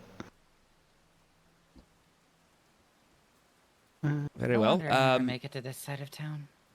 I'll kind of point to the sign and be like, the first chicken was way worse. Cassius kind of smirks. Like, good, actually. I need to tell him that. All right. Yes, Miss Curie is correct. We are unsure of our current safety. We just had a bit of a run-in, my friend. Let's make haste, yes? And he starts to head off in the direction of the riverside. What? Oh my gosh, words. Harbor front, waterfront. Rhea is going to chime in. I will meet you there, and if anyone would like to stay in my company, again, I need to get changed. Does anyone saunter off with Hellrhea, or does everyone stay as a group? Somebody should go with her. As I gesture towards the lump, not sure if we should though. I can send Spitwick with her if that works. Spitwick, do you mind? And he kind of shrugs. That's fine. Where's his token? Rhea just eyes everybody around and also glances to Dax since she is currently wearing Dax's coat. Oh yeah, good point. I don't know if Dax would want to come along, but she's not like inviting anybody particular, just like, if anybody wants to accompany me, please, that'd be fine. Does Dax tag along, or does... I'm sorry, where would I be accompanying you to? It would be to Hellrhea's, basically, her rental home, where she has all of her belongings. Dax will go with. Okay. So Scorch, Dax, Hellrhea, and Spitwick head off in the direction of Hellrhea's apartment. Everybody else starts making their way... Spitwick stays... No, not Spitwick. Scorch actually stays with Talina. Oh, interesting. Okay, all right. Yeah, I get all the pets. All the pets. All the pets. Scorch is kind of like becoming the group companion now. Yeah. Yes. Yeah. He's the group dog. He is the extra companion. Love it. Apparently, I turned into a pet. When Spitwick walks away, because I don't know him, can I be like, who the fuck was that? You see this. So what you see is a gnome. He's a little bit, tiny bit shorter than you, but his hat that's on, because he wears a weird hat, goes above your head. And he's a rock gnome. So he has the tall, pointy gnomish ears. He has a pointed green brown beard. And he kind of turns, look at you, says, "Who the hell are you?" Who the hell are you? I work for him, and points to Cassivus, who the pale skinned tiefling. Oh shit! Cool. I'm Pipwick. Nice to meet you. Right. Nice hat. He glances up. Yeah, you too. And like slowly turns away, and it's like, but his body turns. He doesn't break eye contact. He just turns, and his body walks until he goes around a corner, and then he's gone. Hipwick and Spitwick. Yeah, that wasn't planned, by the way. That just happened. That won't get confusing at all. The good old Pip and Spit duo, guys. Let's go. Oh boy. So congratulations, we finally have our comic relief. Yeah. They both are being punted. Well, we'll see. Yeah. So with that, as the eye line breaks, the first group, the larger group, makes their way northwest actually from this direction towards the riverside waterfront. The other three head over to Hellrhea's apartment, and at this time of day, like I said, with the rain and the later hours of the day, not like I said, kind of mid-afternoon. There's not really a lot of people on the streets. Occasionally, you guys will all kind of pass one or two people and get a strange glance from one or two here or there. But for the most part, no one accosts you, no one gets in your way, no one causes any issues. You're both groups are easily able to make it to their destinations with little to no issue. Hellrhea's group, they make it to the apartment first, just due to distance. So as you guys arrive at Rhea's apartment, what do you guys do? You're both welcome to join me upstairs out of the rain until I can get into something that's not torn to shreds. unless you wish to stay out here and soak up all of the lovely weather. I'll find an overhang or something. I'll keep watching, make sure nobody comes bothers you. And you see him kind of wander over to a nearby building that has one of those little like canvas overhangs on the front door, and he just kind of tucks in underneath it and shakes some of the water off and kind of bundles himself up and just kind of keeps an eye on the door of your building. Sounds good. And you? She says, looking at Dax.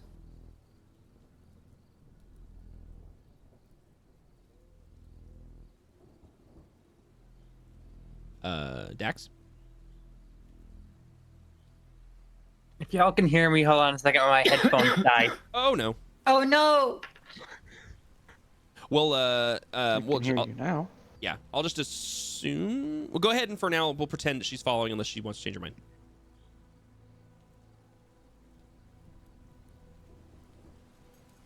Okay. Okay.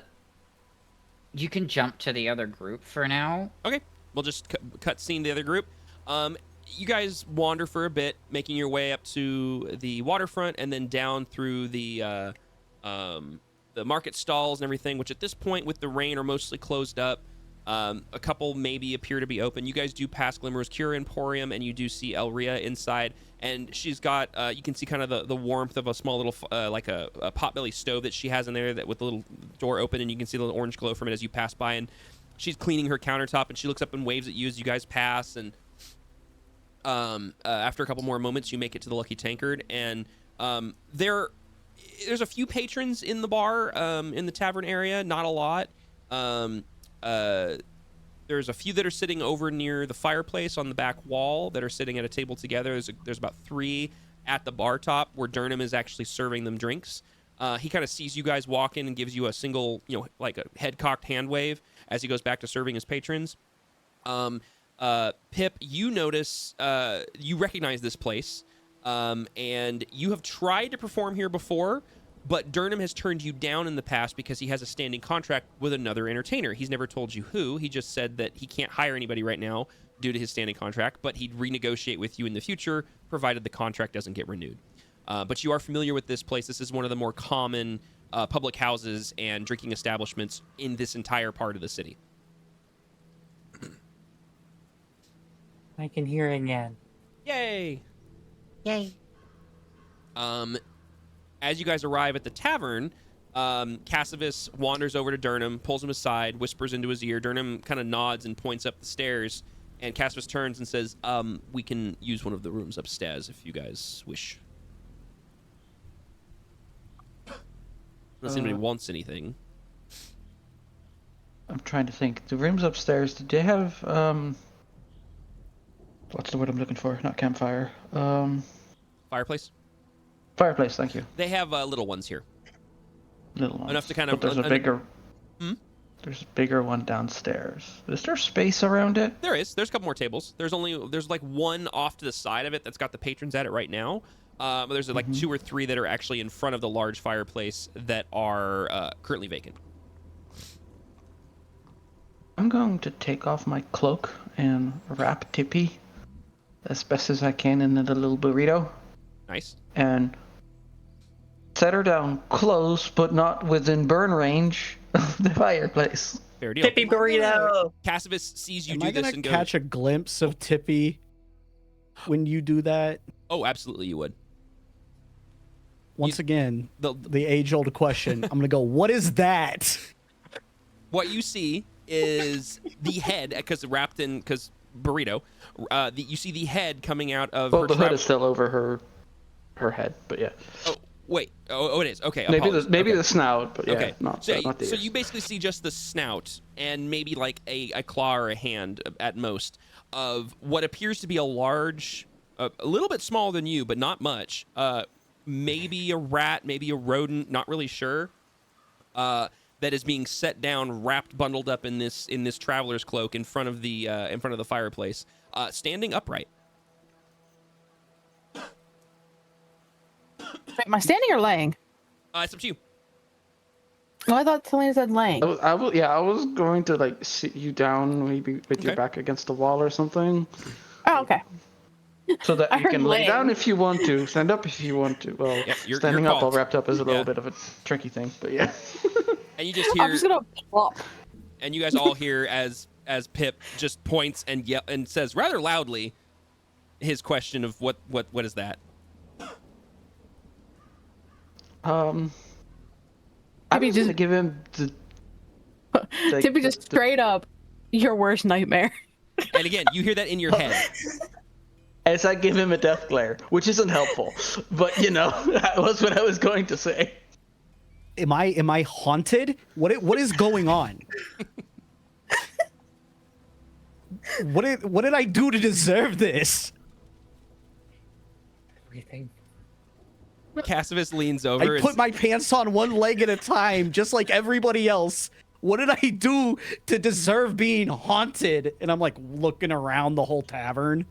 Cassivus comes over and has his hands full of ale tankards, and he hands one of them to you, Pip, and says, as promised. And no, my friend, you are not haunted. And then he brings over the rest of them to the table near the fireplace and sets them all down. And there's one for everybody. I'm gonna look at him with the tankard. Is this to silence the voices? I'm not sure, but it might help. I can't be silenced. Wait, hold up. Voices plural? I don't know. Sometimes sometimes it sounds like it has an accent. It could be one. It could be multiple. Do I look like a detective? Roll me a. I want you to roll me a. Let's just make it a perception check, Pip. Okay. Let's see if you can. I'm never gonna figure this out. Okay. That could have been a lot worse. You only have a +1. Wow. With a 16. Oh, wait till you see my performance. Oh, I have no doubt. With a 16, you do notice that every time the voice hits you, that the little burrito-looking shape over by the fireplace is looking at you, and kind of glances your direction. Look, stop staring at me.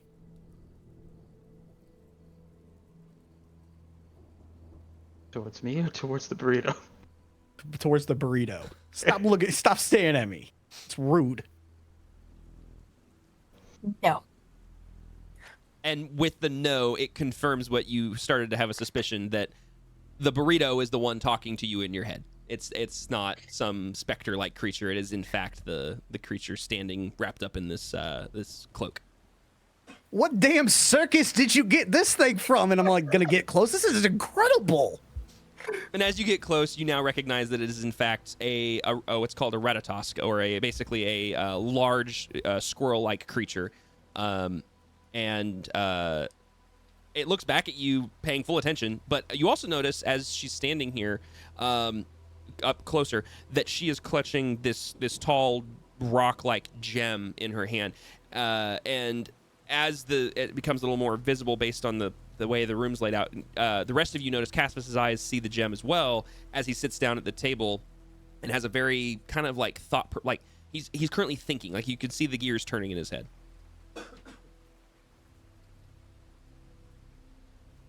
I'm just too infatuated with the squirrel. We didn't get her from any circus. You trying to tell me that you guys just find these things everywhere? Well, this one, yeah, sort of, kinda. It's a long story. Cheers! She raises one of the flagons of ale.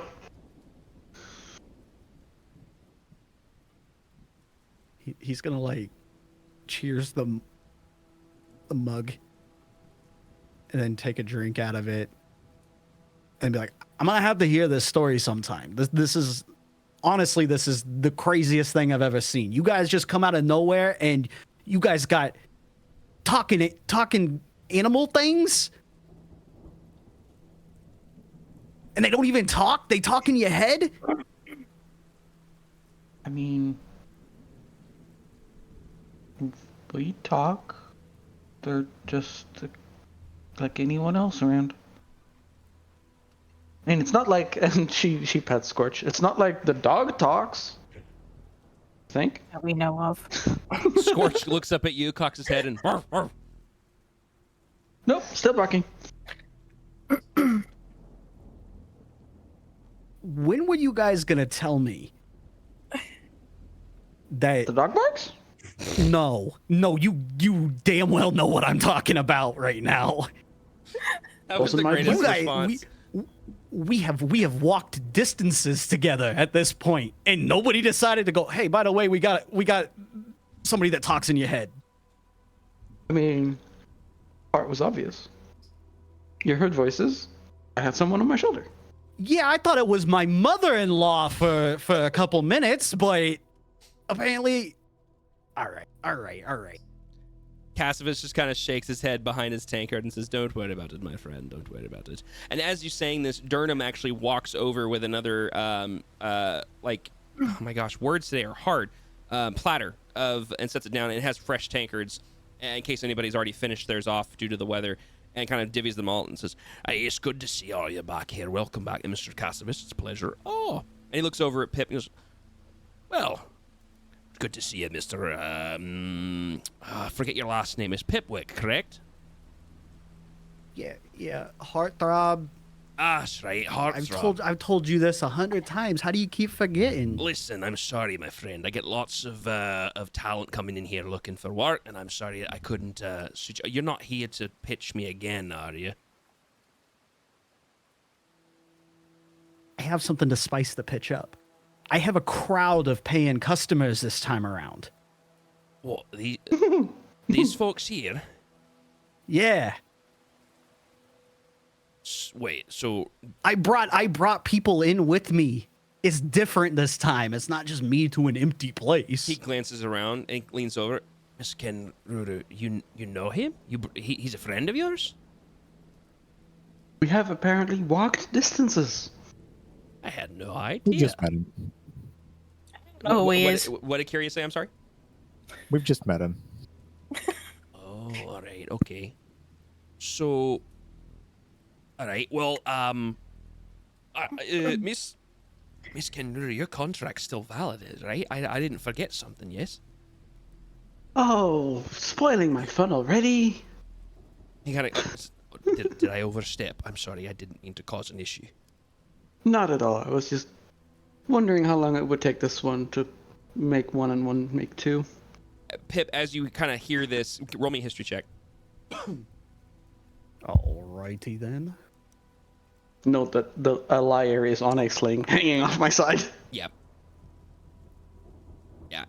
With an 8, you don't know her by name, but noticing the lyre that clearly is hanging off of her side now that her traveler's cloak has been removed, as well as the recognition between Durham and her, you recognize that Talina here, the drow with the bluish hair, is probably the contract that is held by the Tankard that meant you couldn't get a job here before. I'll kind of look at the lyre, look up, and then look back at the tavern owner. Kind of both of them. But you guys want to know who I am? One song. You'll learn everything. Durham glances over at Talina and says, "Well, I mean, it is my establishment, but I'm a man of my word, and you've got the contract, so I'll leave it to your discretion if I should let him play or not." I'm not feeling up to playing tonight. As long as he doesn't, scare away our audience. Durham glances around, and the few patrons that are here are kind of like y'all. They're waterlogged. Most of them look like they're exhausted.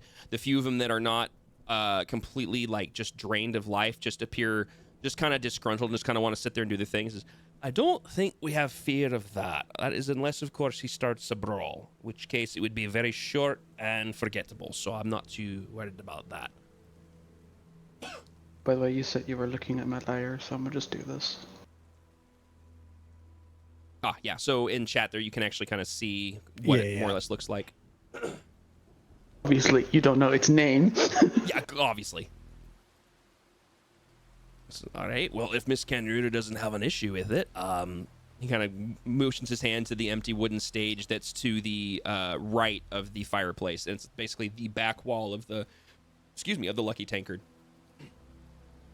Okay. I'm gonna kind of shuffle up onto the stage, kind of like nervously, but once I kind of like both feet hit the stage, there's like this wave of confidence. And I'm gonna open that trunk that I'm been carrying, and it's like it's a dulcimer, but it's more of like a piano based one. Normally you hit hammers on strings, but this one actually has keys. And it's little. It's not very big. Yeah. As you get up, by the way, I just whisper to you, break a leg. Oh, nice. Okay, so make sure that worked. Yeah, so you know how Bardic Inspiration. Yeah, I was just making sure because it didn't give me the apply option. So, yeah, you know how Bardic Inspiration. Yes. Yes. That is amazing. And I'll just kind of look over at the crowd, and then I'll look at the I'll look back at like the tavern owner, and I'll go, one song. That's all I need, okay? All right. And before you start playing your one song, just to give a second here, Rhea, Dax, and Spitwick, at this point you guys have already would have changed everything. Is there anything else you were doing, or were you headed right back? So, we were going to have our like quick discussionary thing. I don't think it's gonna be quick. I don't think it'll be quick anymore. I don't know if you want us to try and get there ASAP. It's up to you. If you guys had something you guys were gonna do, then what we'll do is we'll jump back and let them do. We'll have the scene in the tankard, and then you guys can join after. I didn't know if I didn't understand that you guys wanted to do something separate. That was my apologies. I thought you were. I kind of just like flung the do something separate into the moment as a excuse. I mean, it's a good. She also needed. Yeah. Okay. It's a good moment to do it. So, I mean, if you want to go back to the tankard scene, go right ahead. We'll do that, and we'll come back and have you guys here in a minute.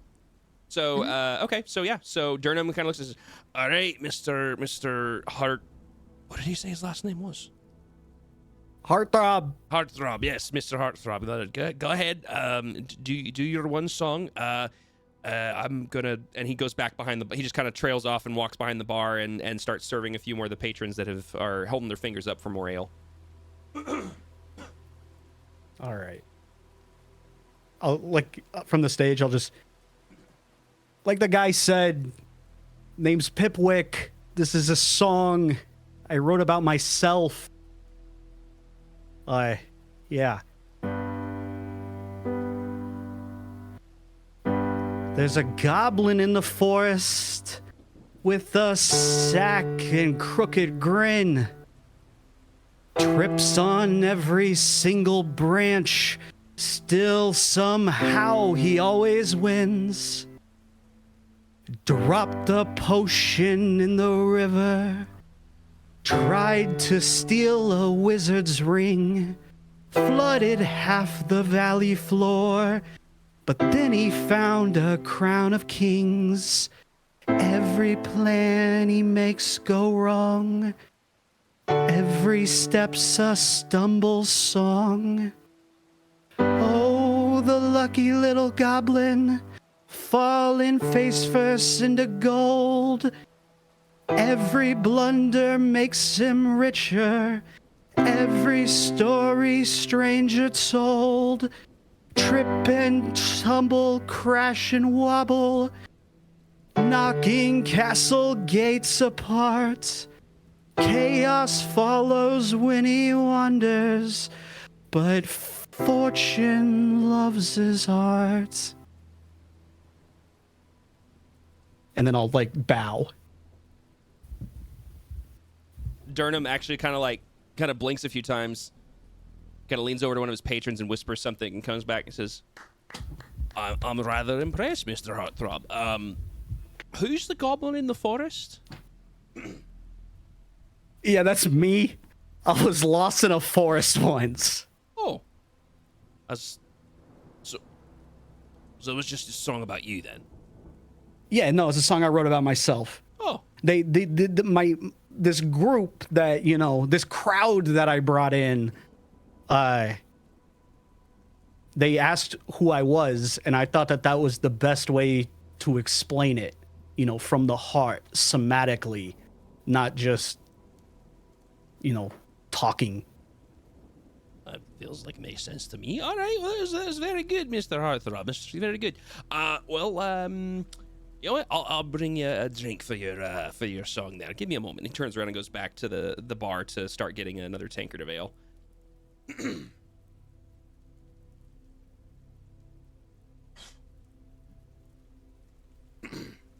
Sorry, I have to keep clearing my throat. Cassivus stands up. I must say, I've heard your name once before, but I didn't associate it with singing. I thought it was more what I mentioned before. That was quite impressive, Mr. Heartthrob. Very impressive. Well, if you want me to do an encore, I can do some of my normal material. Cassivus kind of glances over and makes eye contact with Talina. Sorry, I was in my own world for a second. Eye contact with me. Who? Why? What? Pipwick mentioned potentially playing an encore, and Cassivus just kind of glances over and makes eye contact with you. Bye. Oh, you're lucky she's feeling good-ish. I just give a silent nod. Okay. This is where you made a mistake. Because, so, Pipwick being a goblin, and I'll roll the performance check for this one because of performance check is like a volume check for me. Mm-hmm. Being a goblin, normally all of the songs that I perform are loud, obnoxious. Like they still are like somatic, but they are loud and obnoxious, and you're more questioning when it's going to end rather than what is happening, kind of thing. I'm not going to do that live performance, but but okay, so in that case, roll me a performance check for what would be your encore. Yes. Oh, beautiful. Oh, I love it. So I'll use the bardic inspiration too. Okay. Even better. Just for fun. Okay. Oh my gosh. Bro, that's nuts. You rolled a 2 and you got a 14. Okay. Plus 10, bro. Yeah. So he gets all excited. He rushes back up to his spot behind his dulcimer and dives in to his encore. Unlike his previous song that was more sophisticated and storytelling and like what you'd expect from a bard of, you know, there to tell stories through music, this is nothing like that. Describe to them what your encore would more or less sound like. With a 14, it's decent. Like, it's actually pretty good. It's not your best work, but you kind of rushed into this. You didn't prep anything. You just kind of had to wing it. Yeah, so like it's still structured chords and everything, but the volume has increased to ridiculous extremes. It's much more upbeat because it's kind of thrashy in a way, and the singing has gone like completely flat and is just, it's almost like System of a Down type like chanting.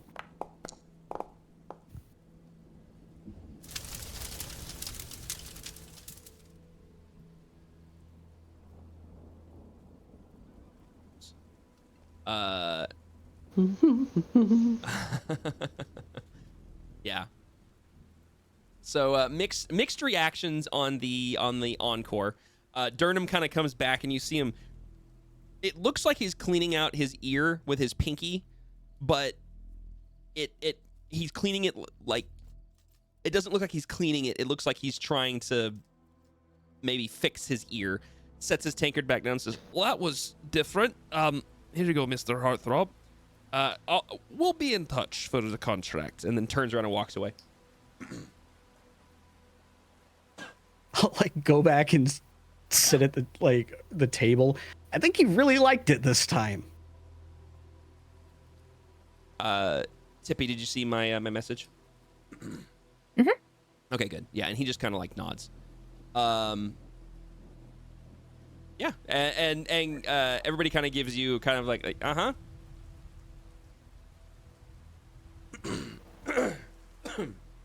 So, as you sit down, you'll notice that Telena's lips are faintly glowing a purple. And she puts on the best fake smile she can. And goes, "You know, Pipwick, someday you'll go far." And then her tone shifts as the glow gets much brighter as she finishes the sentence. "And I hope you stay there." Oh no. All right. I'll kind of look at Okay, so you need to make. So this is really easy in Foundry. All you got to do, Pipwick, is click that button in chat where it says Wisdom saving throw. If you just click that, it'll roll it from your sheet. Excuse me. All right, so it is a fail. So you take 4 points of what kind of damage is that? Is it psychic damage? It doesn't say. I thought it was psychic. Yeah, psychic damage. Yeah. So yeah, you take 4 points of psychic damage as she casts vicious mockery as she her veiled insult comment thing. Oh, it does say when you open the damage dice. Oh, there it is. Yeah, I'm still getting used to this new update. I'll kind of just look and go, I'm 3.5 feet tall. I've gone far enough today, okay? I don't need to go any further. Don't let it go to my head. And you say with a little pang of mental pain. Not too much, just enough to be like a headache. Yeah. And it fades. While this is happening, Tippy, a glow starts to appear from her eyes, soft glow, and it kind of swirls around the stone in her hand. You guys all kind of watch this happen. It's not violent, it's not jarring. It just kind of slowly builds up and spins around as she starts doing some sort of spell. If you want to go ahead and use and cast the spell, Tippy, you can do that. Now that because it takes a couple of minutes to do. So if I do a ritual, I don't consume a spell slot? Correct. Okay. Yep. It only works for ritual spells.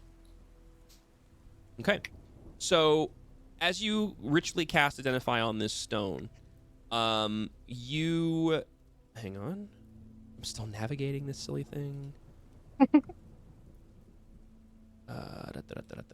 There we go. Okay. So you begin ritually casting it. The magic swirls around this stone, and as it does, the rest of you guys watch as the stone does start to slightly glow again. Pipwick, this is the first time you've seen this happen. The stone in her hand looked like a rock with some weird lines through it. Now it's actually glowing, and it starts to slowly build up and glow to about half the strength that you guys that were in the room saw it glow. And it's a sickly greenish whitish color that sort of just kind of thrums inside of it as you're casting this spell over the top of it. And with Identify, you actually figure out what this thing is. Oops. So, hang on a second. That's goofed. Give me a moment. Where's the thing? Oh, wait. There we go. Identify. Okay. So as you cast Identify on this thing, the stone has this glow to it, and you now know what the item is. And your mind is suddenly overtaken with a vision. And the vision juts you back, like you feel like you were just grabbed and yanked 1,000,000 miles an hour in one direction. And when you open your eyes, you're not looking at the stone, you're looking at the just endless space. But this time, unlike the last time where it was just black, now you actually see things. You see sort of what these colors that are kind of mixing in the distance, and you see what looks like little white dots, and you recognize those are stars. And suddenly you have the realization you're floating in the astral sea, the astral plane. And you kind of look around, and then suddenly you look in front of you, and there's just these chunks, these massive chunks of stone, maybe rock, maybe some sort of element. There's just all different versions of them floating in multiple areas and space all in front of you. Some of them are kind of a muted color like this stone. Some are brown, some are colorful, some are transparent, some are not. Some have arcing energy through them or around them. Some are completely inert, just all floating in front of you. And then you're back to where you were in the room, and you now recognize that this item, you don't necessarily know exactly what it is from or where it comes from, but that this item is, you just know it's called the Bone Shard. And you now have the item in your inventory. And you can look at it if you'd like. Basically, doggone it, stop that. What you know about it, with being identified, is that you can do some things with this. Actually, I wasn't prepared for you to identify this, so we're just gonna jump right into it. So it's okay. No, it's my fault. I forgot you had this spell. This is 100% on me. So this item, you don't know its origins or anything, but what you do know about it is this item has 7 charges to it. You can use a number of those charges, depending on what you want to do, to cast one of 5 different actions from this shard. If you look at the item, you actually, if you like go into edit and you examine it, basically you can cast one of 5 necromancy based spells from this gemstone. I clicked it. You also have a reaction option with this stone, which is if you are attacked by a creature that is dealing necrotic damage, you can use a reaction in one of the 7 charges to have the necrotic damage, and it gets absorbed into the stone. It does regain its charges at dawn every day by rolling a 1d6 plus 1, and it gets as many of those charges back. If you expend all 7 charges at any point once you've expended them, you need to roll a d20, and on a 1, it will go inert. However, because of your unique connection to it, you recognize this is great. Again, I wasn't prepared for any of this. By identifying it, you now recognize you are bound to this stone, this gemstone, this shard. So I don't have to attune to it? It already attuned to me? You need to click the attune button. You're automatically attuned to it. Where's the attune button? Give me a second.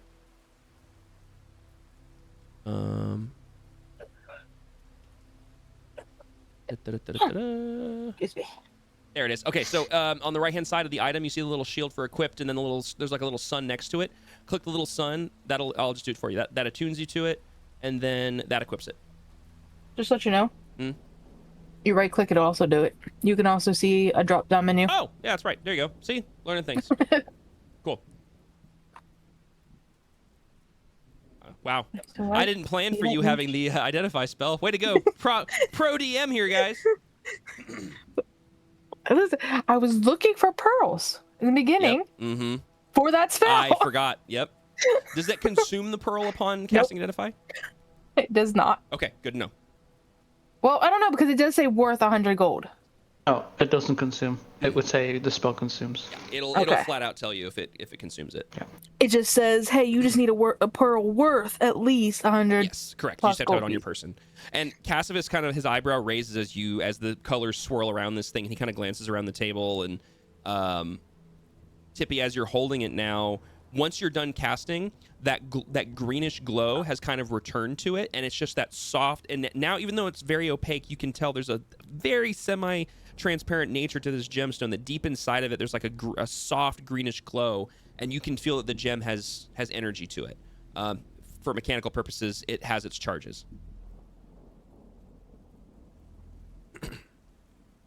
And I thought I put the details in there correctly. It was a bit tricky to do it correctly. Let me check and see something here real quick.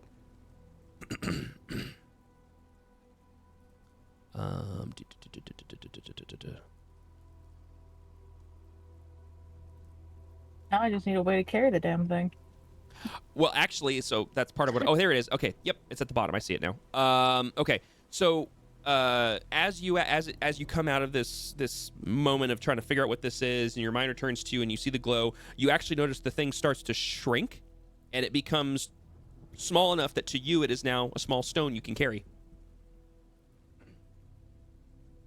As you attune Yay, to it, it got it. actually attunes to you. So on your spell sheet, if you check the additional spells at the bottom of your sheet, you'll see the Yeah, I things see you can my do spells. with it. Yep. There's 1, 2, 3, 4. There's 5 things you can do. It does say uses on the right. That 7 is the total. I'm not sure if it's going to work correctly when it comes to the thing, so we'll have to track it. But the different things take different amounts of charges. I have it written down, and I can send that to you because I don't know if it's going to translate mechanically or not. Well, do you want me to? I would say test it after we are finished with this. Yeah, we'll test it later. Yep. So what was that? And Caspis says, looking down at you and glancing between you and the stone. Nothing. It's just a stone. Deception. I need you to roll me a deception check. Oh, there it is. I failed at clicking it first. Real quick question. Mm-hmm. Can she only talk to one person at a time, or does like everybody hear it when? No, when she speaks telepathically, everybody in the vicinity does hear it. As long as I choose to let them hear me. Yep. And Yeah. basically Okay. the way She can project it to who she wants, basically. the way we've been role playing essentially is unless she states otherwise, anyone who's previously connected with her telepathically hears her voice, unless she specifically articulates that it's private. So in this case, all of you are hearing this conversation as if they were speaking. I am now curious. Okay, so I'm going to see if she's lying as well. Oh well, never mind. Nope. You believe every word she's saying. Cassivus raises his eyebrow at you. Just for the record, that was payment for a very expensive shipment. I see why. Yes. Well, I suppose I'll tell you what. We'll call it square, considering you saved my domicile, myself, and Spitwick. But whatever you figure out, I do want to know, as I'm not certain, as I have a sneaking suspicion that is why those things were in my apartment. And as he says that, we're gonna snap over real quick to Hellraya, Dax, and Spitwick. Spitwick standing out in the soft rain. Dax and Hellraya, you guys are up in the apartment. You guys. The last thing that was said before we jumped to the other peeps because of the tech issues, Hellraya was inviting either of them up into the apartment if they so chose. Spitwick said he would just go find an awning and keep a lookout from outside. Correct. Yes. Dax did not give a reply yet. Yeah. No, Dax is gonna follow up without replying.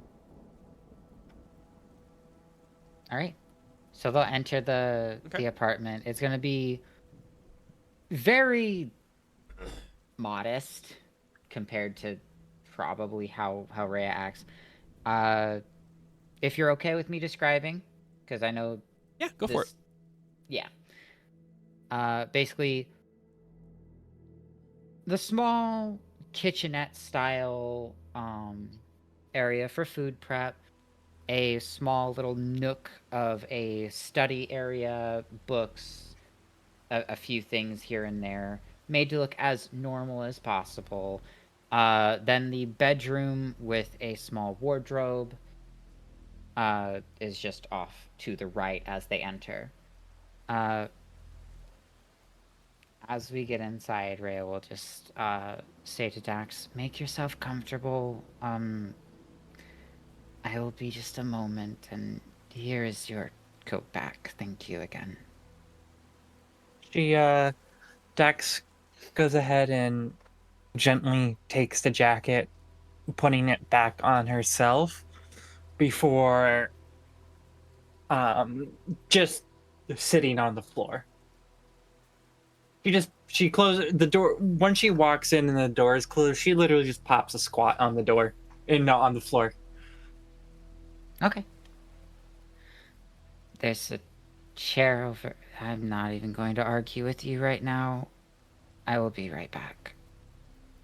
Okay. Hellraya will go and change into the teal dress that she had worn to go meet with Telena.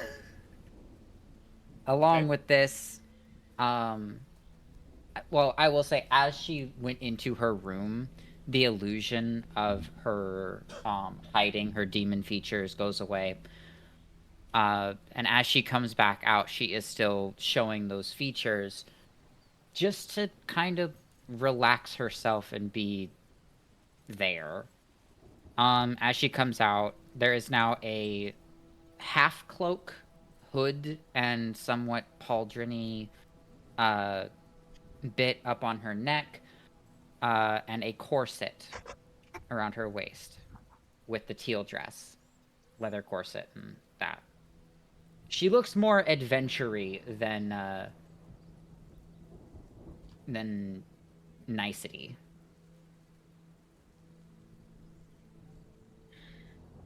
Had Spitwick followed us in, or is it just Dax? It's No, and... it's just you two. it's just He- Daxon. Okay. Yeah, he's keeping basically a watch on the apartment from outside under an awning to make sure nobody comes up and like ambushes you guys. Oh, okay. I really like that dress. Dax looks up. Nice outfit, though. Thank you. So, something else.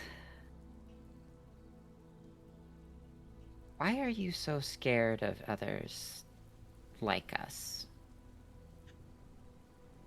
And with Straight to the that- point. Straight to and the with- point. And with that, you hear Dax just let out a really big sigh.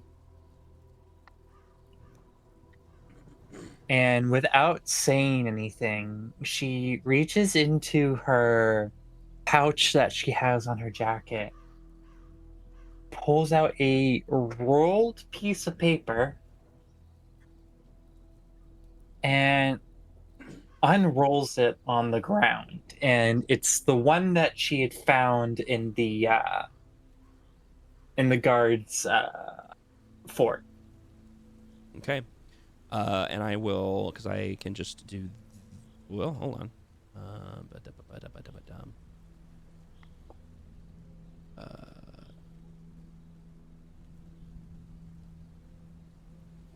There it is. Okay. Oh, and I'm going to show this to Melon. And that is what you see. Can you show it again to me too? Because I Sure can't can. remember what exactly it looks like. Yep. No problem. Here you go. Oh, you're wanted. For a specific reason. Theft, eluding, and malfeasance. Those are lies, as putting the actual reason probably wouldn't be considered. What's the word? She kind of thinks for a moment. Appropriate. Hellraya will take a seat in her plush chair next to the bookshelf and just cross her legs and look at Dax as she's on the floor. What reasons are that? Dax is sitting on the ground, crisscrossed, and she's looking down at the paper. She's not looking at you. And as she's looking down in her paper, she goes ahead again and reaches into her pocket. And this time, she throws. You could. Well, no, she doesn't throw it yet. But this time, when she reaches into her pocket, you can kind of hear the sound of like something metallic kind of clanging together. It doesn't sound like coin. And as she pulls it out, she gently, or I don't want to say gently, but she lays it on top of the paper and removes her hand, revealing a collar that says property of, and then it's smudged the name.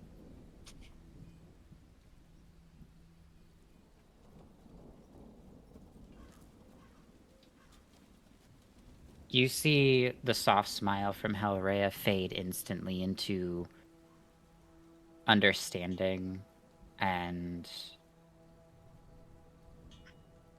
like just neutral. I I was see. I was owned by a very wealthy individual in the fire plane. I escaped, but now there's a bounty on my head.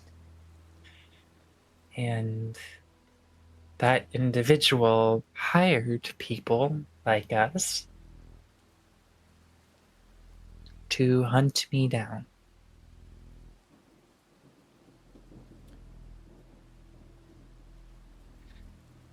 I know Dax isn't looking, but Rhea is noticeably like fidgeting with her arm and her hands while staring kind of past Dax. You Excuse me. have very similar history to myself, then.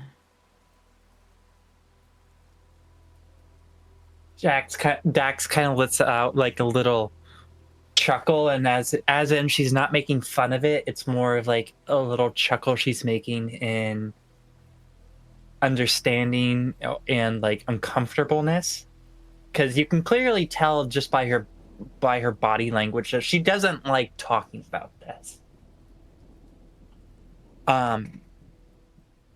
And after she lets out the little chuckle, she looks at you, but then immediately looks back down at the paper and the collar and kind of starts to fidget with the ends of the paper that are in front of her.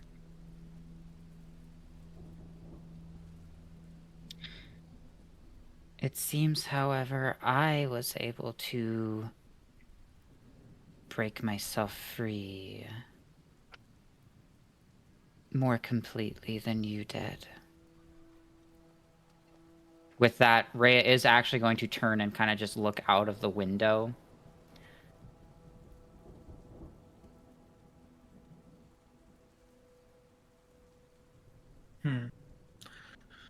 Well, lucky you, I guess.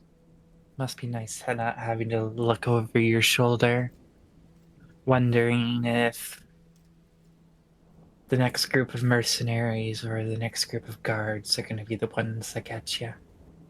Why do you think I like the fact my horns and this tail end up faded into obscurity?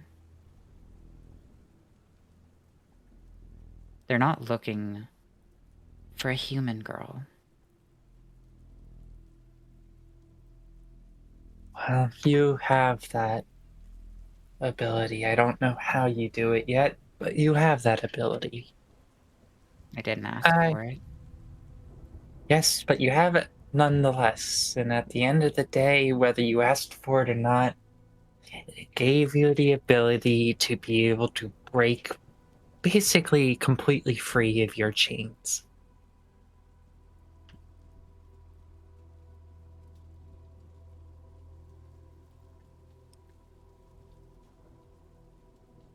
There's always that one last chain in your mind. You can't get rid of it. Yeah, that's true, I guess. But nonetheless, you're the lucky one between us. The lucky one who at 16 brutally slew her father to escape. Lucky you. At 16, I watched my parents get brutally murdered in front of me.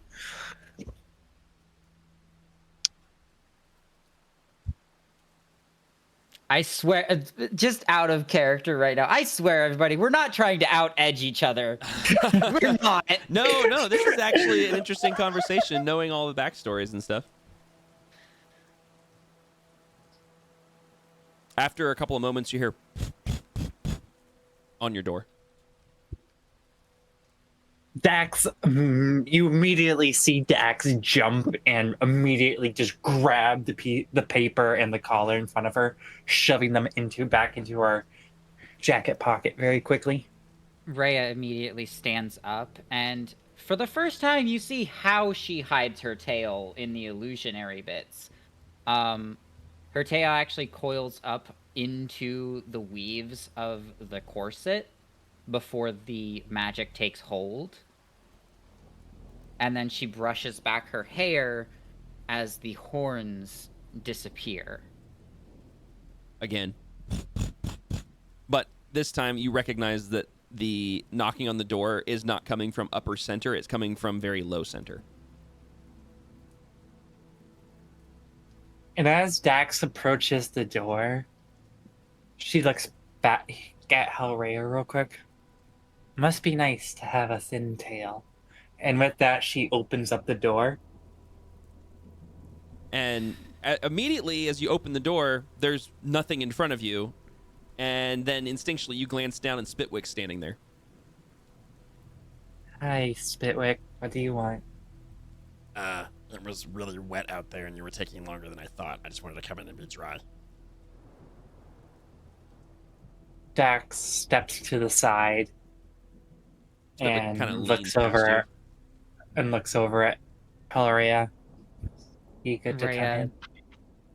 exhales a sigh and relaxing, and will wave Spitwick inside. Spitwick kind of wanders in a little bit. I have some wines and other drinks in the kitchen, if anybody so chooses, before we make our way to the Tankard. No, I'm all set. I think I'm okay. I just wanted to get out of the rain for a minute and check on y'all. Yeah, we were fine. We were just having a conversation. All right. No, you're fine. We'll continue our conversation at a later time when you're not outside just standing in the rain. Yes, I'm sorry, Spitwick. It's okay. It's okay. Lost track of time. No worries. Well, if you're ready, I'm ready. And he kind of starts walking out the hall towards the stairs that lead down to the main part of the building. Rhea will put up the hood of the half cloak and usher Dax out, with a nice wave out the door. Okay. Dax immediately goes out, rubbing one of her eyes as she does, because she's still tired. Yeah. And starts following Spitwick and Hellraiser back to the Tankard. Okay. But as they step off and finally leave Hellraiser's apartment area, she turns back and says, "We will continue that conversation." I was hoping for it. Okay. Spitwick pretends not to hear. He gives you guys that respect of pseudo privacy, and basically is kind of flanking you guys. He's not, huh? He's not going to get punted then. Yeah, no. He's kind of flanking you guys in sort of a security position, he's keeping an eye on you, but kind of letting you guys walk a little bit to his left. And this had all happened. Basically, you guys would have gotten there, changed, and actually left right about the same time that they were sitting down for their drinks at the Tankard. And so by the time you guys rejoined the group at the Tankard, is not long after Tippy has finished casting Identify on this stone, and basically about the time that Cassivus is basically kind of saying you can have it as a thank you for saving my home and Spitwick, is when the other three kind of join the rest of you at the table. You guys walk into the side from the other side of the Tankard's open air walls that face out towards the now rain-soaked river, and you guys see over on what would be your right, sitting in at one of the larger tables up in front of the fireplace, is your friends, your group, as well as you see the goblin individual that you've met, who is enjoying a tankard of ale, and you see Tippy wrapped like a burrito in a cloak, clutching the stone you've seen her clutching before, except now it's softly, very softly glowing a greenish color. And what we're going to do is, with the rejoining here, we're going to take a quick break. People can use the restroom, grab something to drink, get a snack, whatever you got to do, and we'll pick it back up and finish out the rest of our session. Okay. Yay, we love dialogue bits. Yes. Love it. Love story building bits. But yes, I'm going to go fill up my water and I'll be right back. Burb.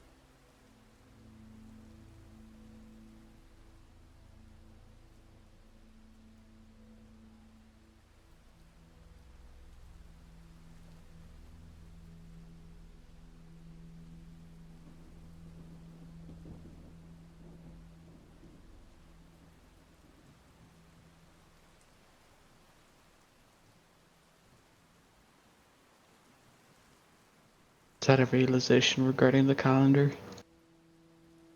Your birthday will always fall on the same day of the week. That must really annoy people who were born on a work day.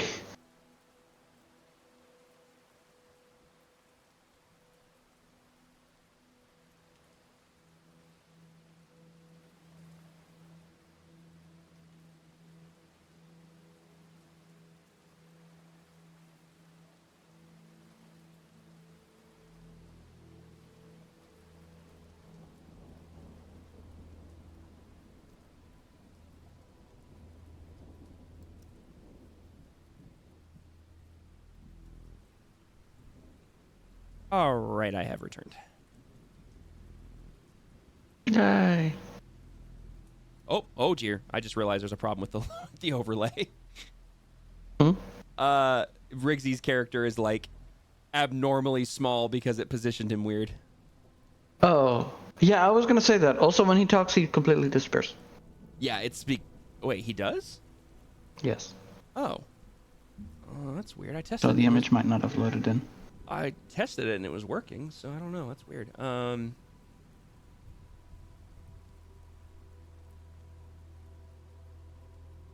Yeah, I forgot to message that. I noticed that when I was in the bathroom and I was following the conversation through stream.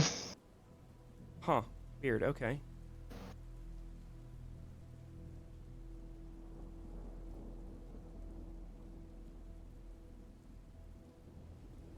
Sorry, I just looked down at my phone and suddenly Pipluke was jumping in his frame. Yeah, he's just boing, boing, boing. All right. Well, when he gets back and talks, or Riggsy, if you can hear me, if you're back, can you just talk for me? Yeah, I'm good. All right. Yeah, I'm good. it's just flat out disappearing. Let me see if I can fix that. Obviously, it shouldn't, and I tested it, but clearly. Yeah, but you know what happens when you test outside of production? Yeah, it's so true. It breaks in production. Yep. Don't test in production. What is wrong with you people? No, that's the thing. He didn't test in production, and therefore it broke in production. There he goes. Okay, now it's working. Neon is moving. What? Redine's latest message is doing me confused. It was like the tutorial lied to him. Yeah, exactly. I've been lied to. But that's okay. We're fixing things.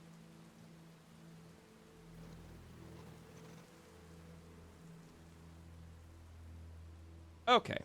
Everybody. Oh, nope. Talina's messed up now, but that's okay. I kind of figured there'd be some positioning issues when I added another player. So.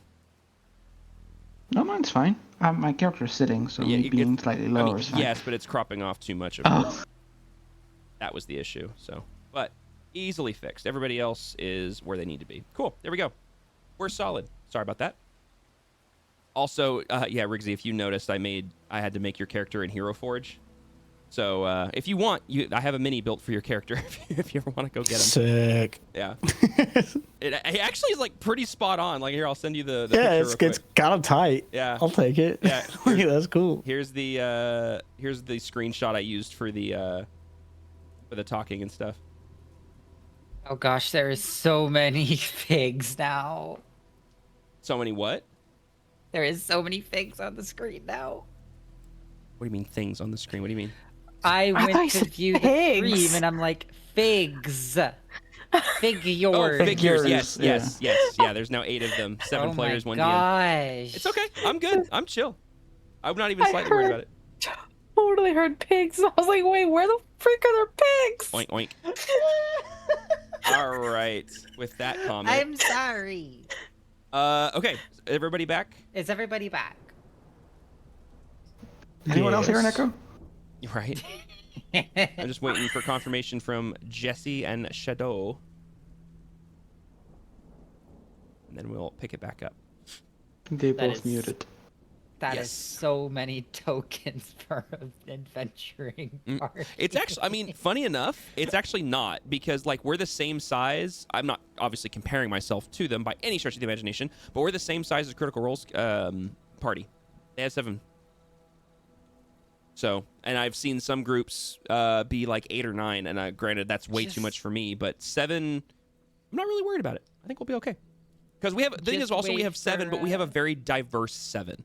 We have some folks who like to be more quiet. We have folks that like to talk a lot. So you have a good balance. And also remember on the screen, these 2 of these tokens are NPCs. Actually, 3 of these tokens are Yep. NPCs. So One of which just stays with the party the entire time. correct, yeah. So, yeah, just waiting for Jesse. And, oh, looks like Shadow just unmuted.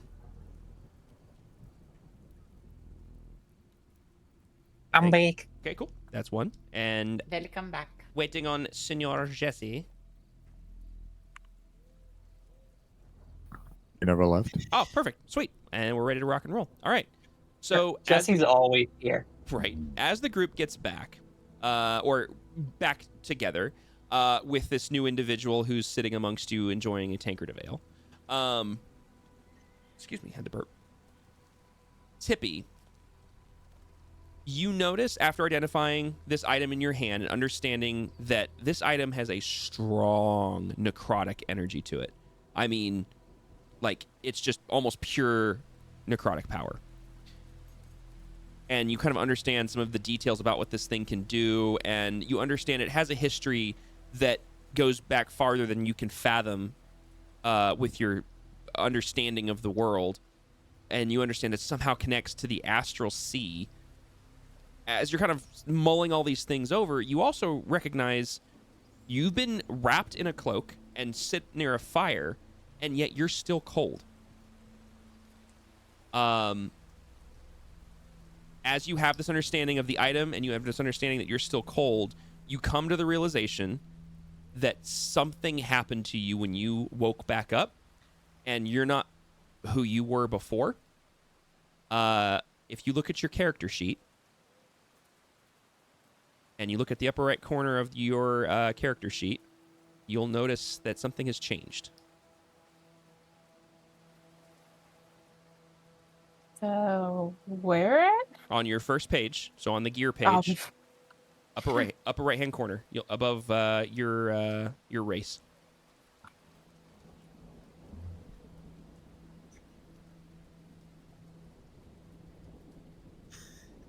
okay, there. I'm dumb. I'll send you a screenshot. Directly Oh, below your saving you said- throws, I believe. Do you see it now? Upper right. Yes. I'm looking up at my level. Like, Oh. okay, upper right. Where? Yeah. No. It's It also depends on how big you have your character sheet. But basically, if you look up on your first page with all your stats, if you look right above, it's your creature type.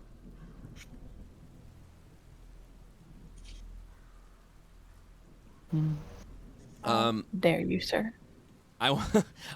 Sorry. Everybody who's here, yeah, actually, you know what? I want everybody who's sitting at the table who is within eyesight of Tippy. I want you to roll me either you have some options here depending on how you want to spin this. And you just need to tell me what you're rolling. Either you can roll me a straight perception to try to see if you can perceive what's going on. You can roll me an Arcana check or a religion check. Or a medicine check. Actually, medicine check is also an option.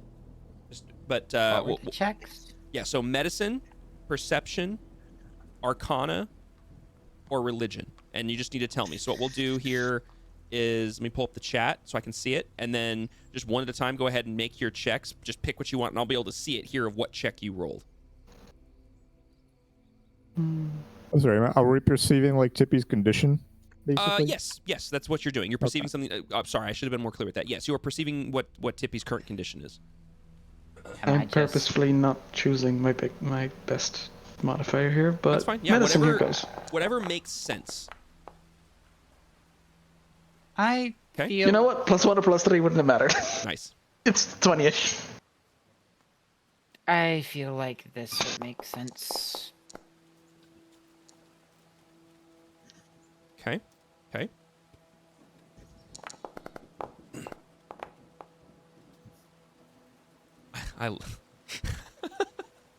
Riggsy, I'm so happy. I can't even tell you how happy I am. I'm trying to find out what I rolled before. Also, while they're figuring out their rolls, Riggsy, if you want to customize how your dice look, you can do that.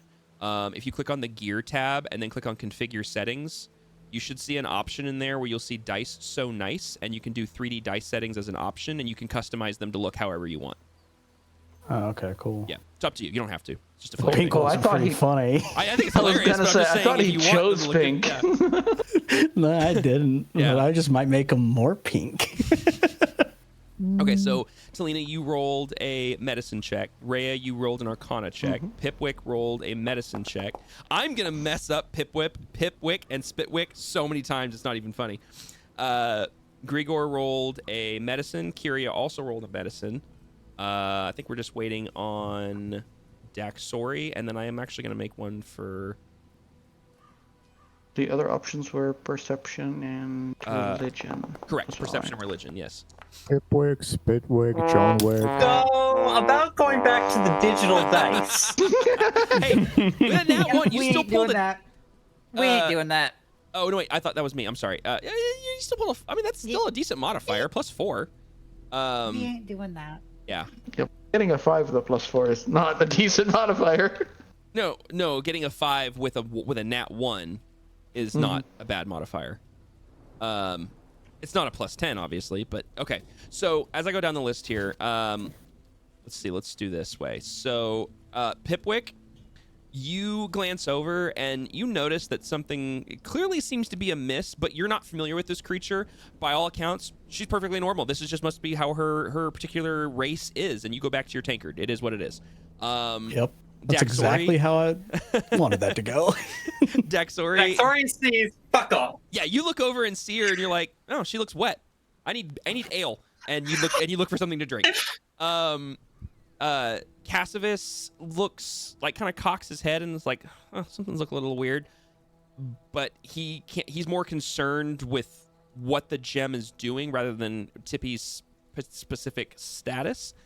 The rest of you guys, Rhea, with an Arcana check, you recognize that there's something powerful in the arcane that's going on, and you also recognize there is now you can sense it. You have a unique understanding of this due to your connection with your ring. There is a connection. There's a tether between this stone and Tippy now, and you can almost see it. You don't know what it is. You don't understand it, but you can it's palpable to you. You're like, oh, I can see it playing out in front of me. The rest of you guys, with the medicine checks, because I think the rest of you guys all made medicine checks, you recognize Tippy doesn't look well, doesn't appear well. and suddenly all of you, it starts to kind of play in of like, she's not okay. She's gonna need help. She needs some sort of medical care. But Talina, with your 19, it suddenly clicks for you. You connect the green energy coming off this thing as necrotic energy, being a spellcaster yourself. You connect the cold touch, the look in her eyes that doesn't appear like the normal Tippy you've known at this point. All of you now, in one way, shape, or another, except for Dax and Pipwick, recognize that, to put it bluntly, Tippy is now undead. She is not alive by normal standards.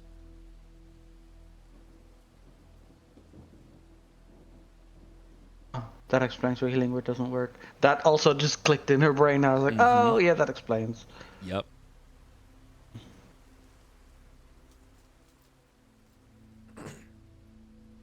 And Tippy, you obviously realize this yourself as everyone kind of is observing this about you. I'm going to speak that out loud with present company. What do you say? No, I'm not. Oh, you're not going to speak that out loud. No, no.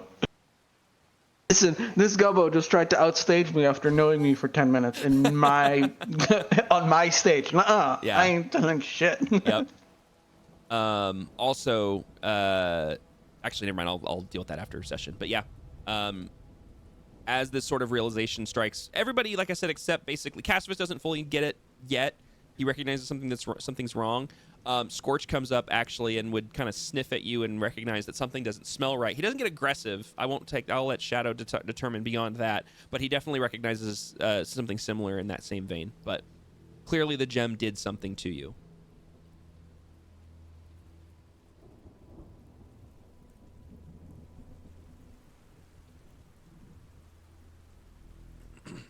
Actually, with that, Kyria, can you roll me a religion check, please?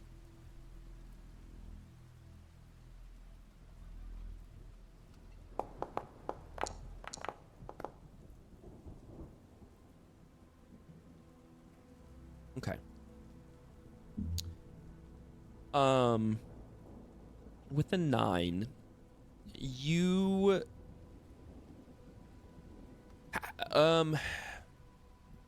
describe for me what you believe Kyria's connection is to her deity at this point in her life.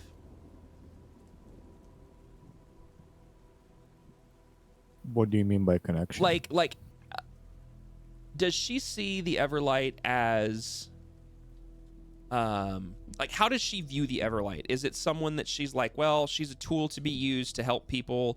Does she view the Everlight as, like, she's a cleric, obviously, but how devoted of a cleric at this point in her path would you say that she is? I think the first word that comes to mind as a description is pragmatic. Okay. And that's kind of how she is as a character anyway, but also with regards to that, because she has come to like see that there is good in the world and that Everlight's a part of it, and that Everlight strives for it, and so she uses that magical divine power to do good. But she also isn't like, she's also seen the bad, I guess, so she doesn't fully believe because, well, Everlight is not all there is, clearly. Yeah. Okay. Due to that sort of pragmatic nature, you feel this, I want to say sort of like an itch in the back of your mind. This sort of subtle little influence that seems to be kind of lingering in the back of your head that you're not super familiar with. It's almost like when something's kind of clawing at you like an idea and you can't put your words to it, you can't quite formulate it, it's just kind of gnawing at you. It's kind of what this feels like. And you don't really know how to put words to it, but it feels like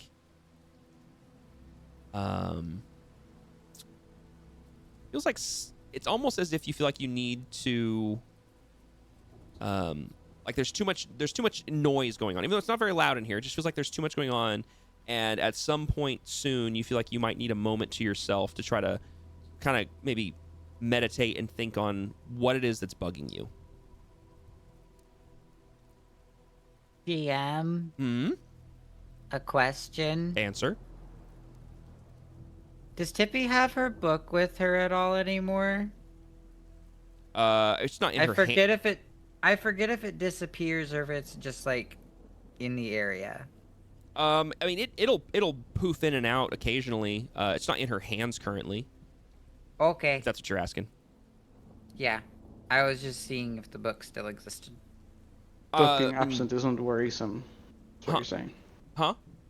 The book not being visible on her is not something that we worry about because it happened before. Oh, yes, correct. You've seen her without her book many times. Yeah, I was just trying to make sure. Is the book still around or is the book gonzo? Yeah, I mean, as far as you're concerned, you don't know. To be fair, you guys never technically seen me hold the book. Yeah. But you've seen the book. The book just kind of floats around you. Yeah. Yeah, given its proximity to you when you do magic, we can extrapolate that it's yours. Yeah. Anyway, that's all I had to ask. Damn it, I'm out of spell slots, so I can't use sending. Well, no way for me to whisper to the squirrel. I'll just have to do that tomorrow. I mean, you could just physically lean over and whisper to her. You don't have to do everything through magic. I know, but yeah, I don't know if people can read lips. To be fair, squirrel is still a burrito, so there is no objection to being picked up right now either. True, but you know.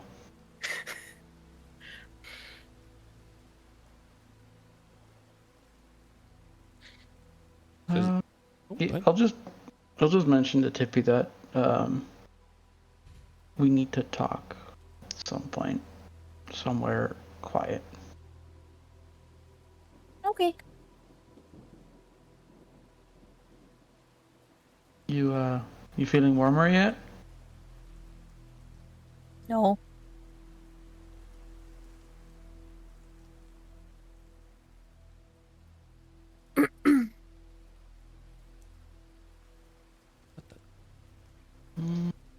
With the mention of warmth again, Tippy's going to feel herself to make sure she still has fur. I said that. I'm sorry. Say that again. With Selena asking if you know Tippy's getting warm yet, Tippy's just like subconsciously like feel her body, but like, do I still got fur? My furry still? What's going on here? You're still furry. You are still, by all appearances, for the most part, you're kind of you're yourself. You appear normal. You do notice yourself. You feel a little bit more what's the word? A little bit more slender than you would have before. Like a little less muscle mass potentially. I mean, you definitely still feel cold, but for currently, for all intents and purposes, you still pretty much appear as yourself.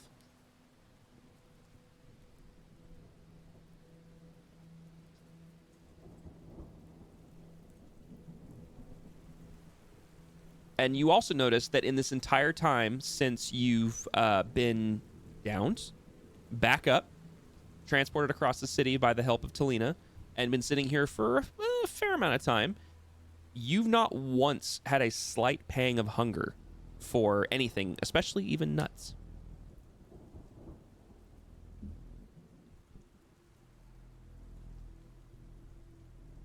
She's just gonna chuck that off to I'm just not hungry. Sure, totally fair. Okay. It's been an interesting day. Okay.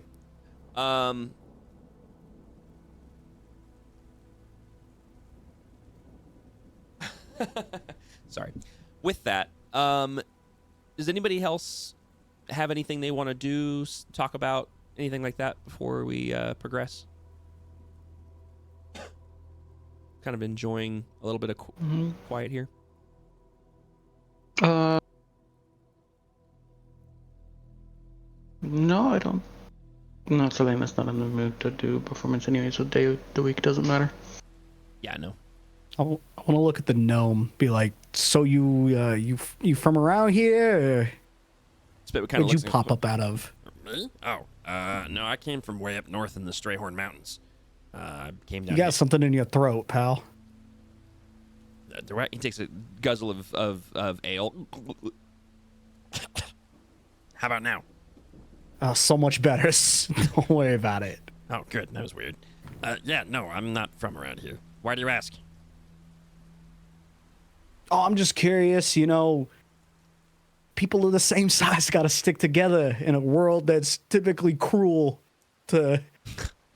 As to, you say us. that, he glances up and gives a side eye to Daxori. Yeah, you may have a point there.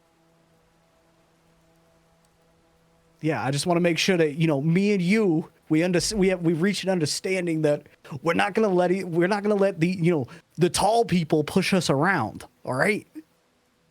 That's it.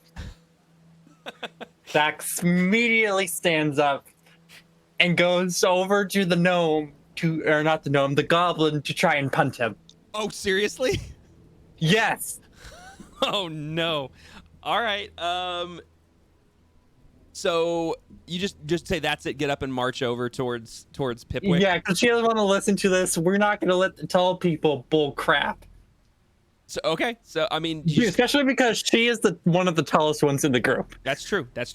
Okay. I mean, if she's just gonna go over and try to kick him, I mean, you can go ahead and roll me an unarmed attack to see if you can hit him with your foot. How do I do that again? Rhea is just going to sigh. You're gonna roll your so unarmed strike is just your d20 plus a 3, and it's against his AC. Do you want me to roll this in online? Whatever you want to do. I don't. In Either one. I'm good with physical dice or digital dice. It's up to you. Okay, what's his AC? You don't know yet. 12. Oh, or he can say it. I don't know. It's fine. I'm good with either. It's fine. Are we doing meets it beats it or? I mean that's D&D rules. It's like attacking a bad guy. It's meets it beats it. So that's not okay. So 14.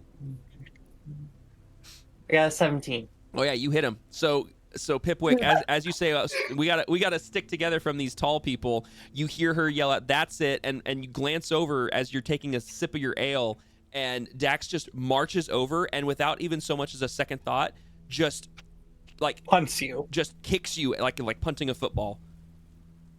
Roll me the damage roll on that. Which wait, no, you don't have a damage roll. It's just a 1 plus strength. Yeah, it's just 1 plus strength, bludgeoning, which for her is nothing. So you take 1 point of bludgeoning damage, and she's not the strongest kicker. So all it really does is knock you out of your chair, because you're not as light as Spitwick is. Okay. And Cassivus just kind of turns and like, why are we kicking people? Don't worry about it. I'll take care of this. Oh. And I want to cast suggestion. Ooh. On her. Okay. What do I have to do for that? I'm checking. Wisdom or. I'm in the wrong tab. There we go. Suggestion. I think it is suggestion. Give me a second. I don't see. Yes, it is suggestion. Oh, there it is. Yeah. Yeah. So so you need to make a. Excuse me. What is it? You said wisdom. Yeah, wisdom saving throw. Oh, yeah, okay. Yep. So go ahead and roll a wisdom saving throw. Is it just my d20 plus 1? D20 plus yes, plus 1.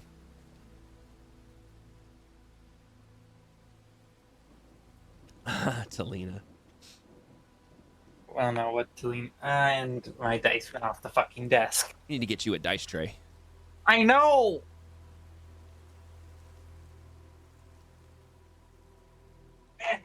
Where is it? Oh no.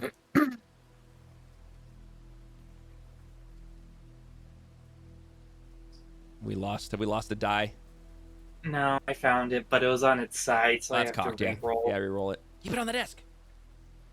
It's on the desk, I swear. So +1, so it's gonna be 11. 11. Okay, 11 is not success. So, Pipwick, tell us what happens. So what you can do, by the way, to cast it is in your spell sheet, click suggestion from your spell sheet. It'll pop up in... actually, first do this. Hover your mouse over Daxori's tile, the tiefling, and hit T. And that will target her. Which tiefling? Sorry, I'm still the red learning one. everybody. The red one. The red one. That's Okay. her. Yep, that's Daxori. And then from there, now click suggestion from your spell sheet. It'll pop up in chat. And then, because she's already failed the saving throw, we can apply the effect. Okay, I'll just cast it. Yep. So she's already failed it. Effects. Yep. All right. Okay. So, suggestion basically is like a 25-word message to anybody that I can see, and they hear, like, you'll hear and understand me. But I'll just be like, you sit down, calm yourself down, and apologize to me and my small friend.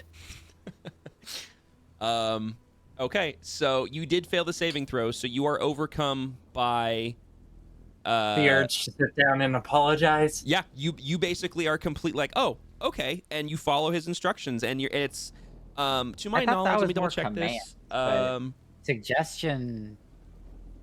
Well, Suggestion is just limited to a phrase or two. You suggest a course of the activity. example that they give is fetch the key from the Colt's treasure box and give the key to me. So yeah, it's usually you're just commanding somebody. Yeah, it's suggestions like do something that they would also think is reasonable, and then command is they're forced to do it, but it's like one word. Yeah, because basically, so what happens is essentially you're now charmed. That's what basically suggestion is. So you got it. Jedi mind trick. Got it. So yeah, you're now charmed by this spell, and so the target. So the target pursues the suggestion to the target pursues the suggestion to the best of its ability. The suggested activity can continue for the entire duration, but if the suggested activity can be completed in a shorter time, the spell ends for the target. So as soon as you've completed the task of sitting down and apologizing to Pipwick and Spitwick, the spell ends, and you, to my knowledge, do they have memory of it? I'm pretty sure they have memory of it. Yes.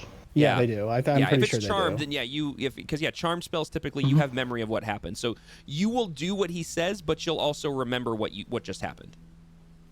So she does that. She sits down. She looks at the guy. She doesn't know what his name is. She looks at the goblin. I'm sorry. And then she looks at Spitwick. I don't know what I did to you, but I'm sorry.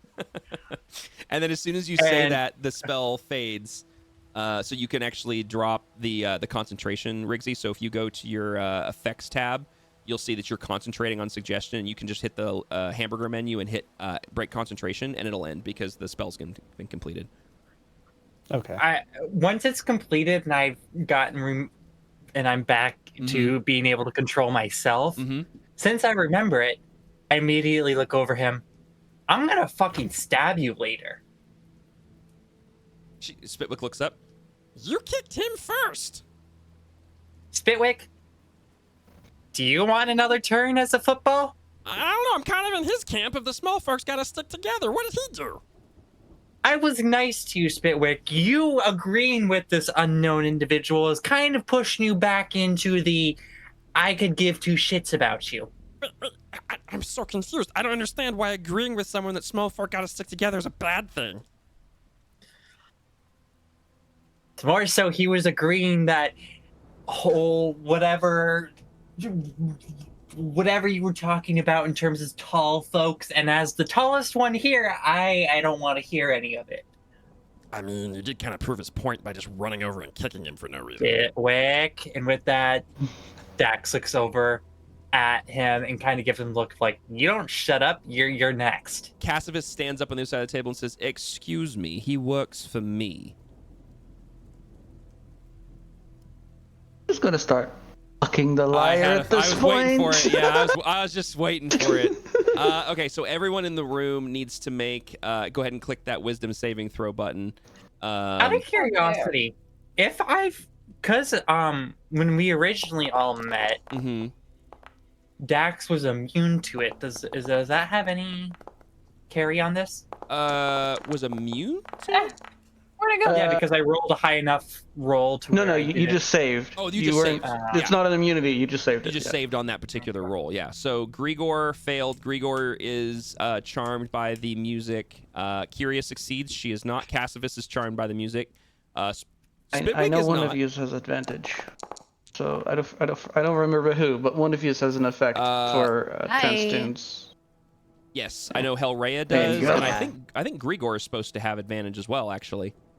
Oh no, No, wait, I only trained no. one person. That's right. Grigor isn't yet. He has to keep hearing it. We're gonna work on that. Rhea, noticing the lyre comes out, starts doing her little trick of causing the ringing in her ears. I got a 17. Okay, so you did succeed.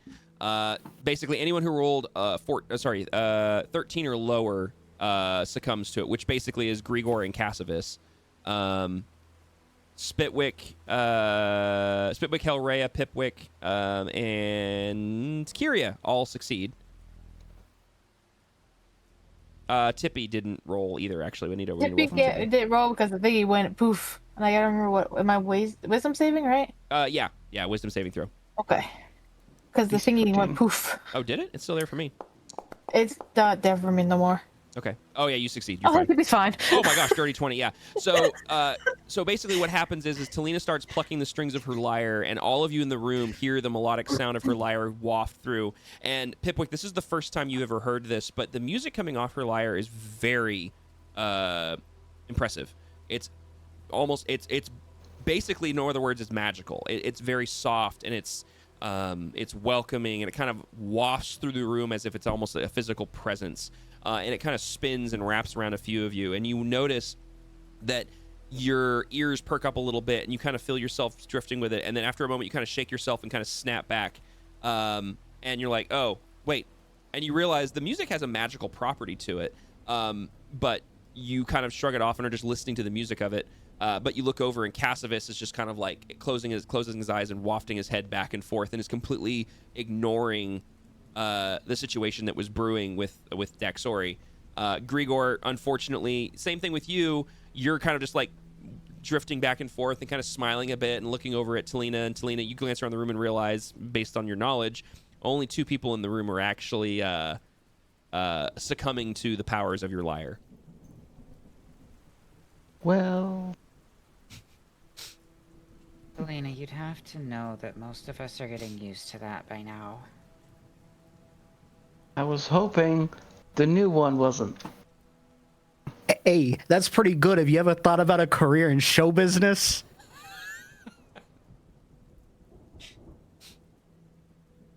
I dropped the music. Okay, so everyone who was charmed is no longer charmed. So Grigor and Cassius lose the effect. Okay, so Kyria, I assume, if I'm not mistaken, that's infernal. Yeah. Yes. Okay, so who is that directed at? She just says it out loud.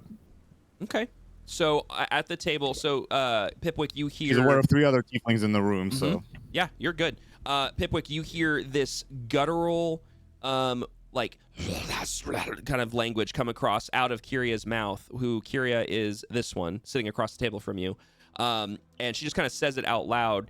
And you, let me double check your languages. I'm pretty sure you have no idea what this is. I hope a goblin can't speak infernal. That would be weird. No, yeah, I only know Goblin and Common. Yeah, so you may have heard this language in passing. You do not know what it means. It just sounds like a bunch of guttural barking and yelling and whispering, and but you recognize very quickly that several of the individuals in the room recognize it.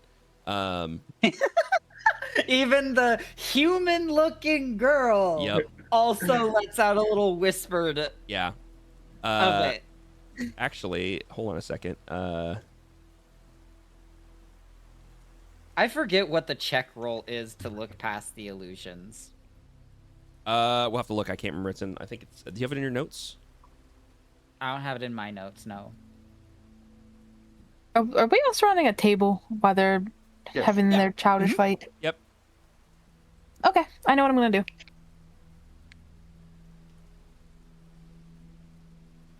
Wow. To to come back to the. Oh, no, they're still talking in Infernal. Okay, cool.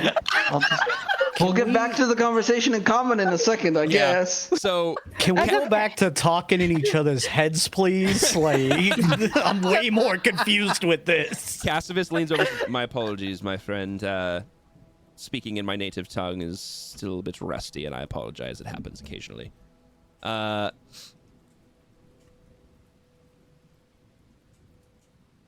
Speaking of native, you're not from around here, are you? He says that towards Pipik. I've spent most of my time here recently, honestly. I guess, yeah, I'm not from exactly around here, but, I'm a traveler of sorts. Usually, I'm gonna be vulnerable with you guys for a second. I usually get chased out of every town that I step foot in. I don't know. I don't know why. Haven't really put two and two together yet. But, I've had good luck with this one so far, so make sure I don't screw up trying to get a reputation for not a screw up, maybe. Cassivus raises an eyebrow. You say you've had good luck in this city? Oh my gosh. And that is something I do not know. Nope. Okay. I don't believe anybody at this table knows that. No, I do. Oh, that's right. No.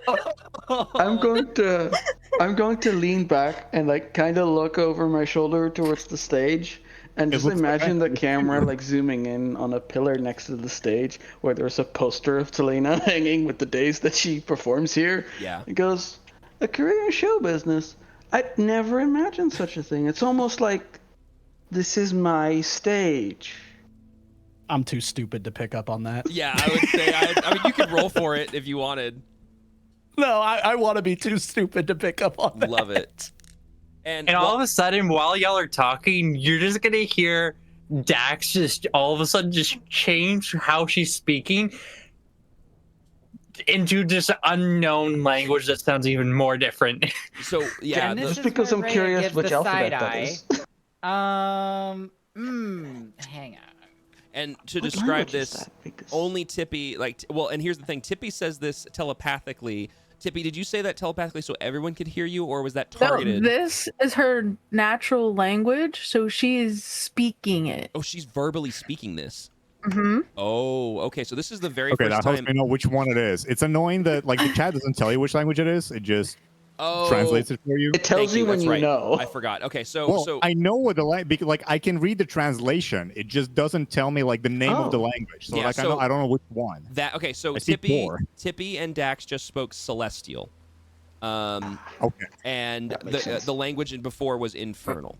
I think that the plugin needs an update from the creators. But I am going to cast a spell here with subtle spell meta magic. Comprehend languages. oh, okay.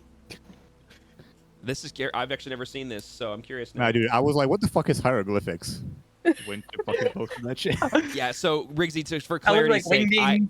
I have a mod installed called Polyglot that allows players to literally communicate in what languages they can understand, which is why I got all the the symbols gist. look that way. Yeah. And so you can do this too technically. So if you see in the chat bar, you'll see where it says speaking in common above the enter message. If you click that bar, any languages the character you have selected knows, which in your case is 2, you can select and change between which languages. And then when you type in the message box, that message will populate in chat, and only players who understand those languages will be able to see the translation. Otherwise, they just see wingdings, like you just pointed out. So it's actually a really cool way for players to communicate with each other in languages only they understand.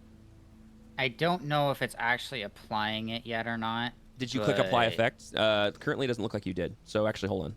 Let me. It's not letting me click apply effect for some reason. Yeah, me That's neither. Probably, Oh, wait, yeah. there we So- go. There you go. You have comprehension. Yeah, just so if you forgot, I can speak Common, Primordial, Celestial, and Infernal. Yep. So now, if you look at your sheet, Hellraya, it says all languages for the next however long. So you'll be able to read everything now.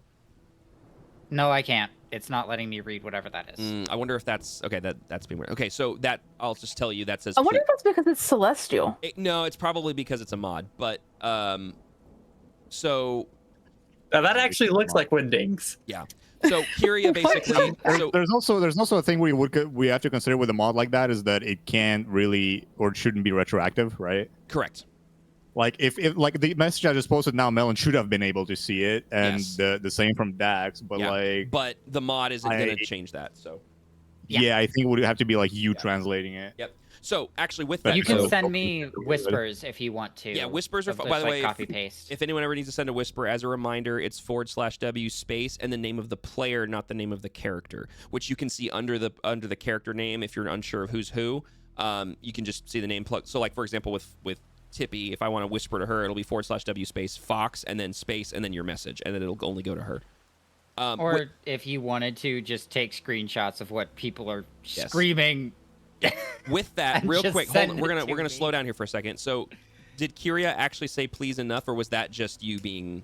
Oh, she actually did say that. And she actually said it, if I'm not mistaken, in Celestia as well. Okay, so how does Kyria say please enough? Is she very forceful with it? Like she's like stand up and or she say it No, quietly? it's like, well, I don't know, like a tired parent, I guess is the best way to describe it. Okay. Like not strict, Yeah. No. just Okay. like pleading basically. Yeah, like pleading. Yeah, like please stop. Okay. Yeah. And for clarity's sake, the language shifted from this like guttural, like whisper, growl like language to what sounds almost like, and I don't know how to describe it, but almost like like almost like whispery angelic, like very breathy, and the conversation shifted to where different participants are having this conversation. But as a point of order, this is the first and only time anyone here has ever seen Tippy open her mouth and have words come out, even though they aren't in common. Yeah, And anyone close?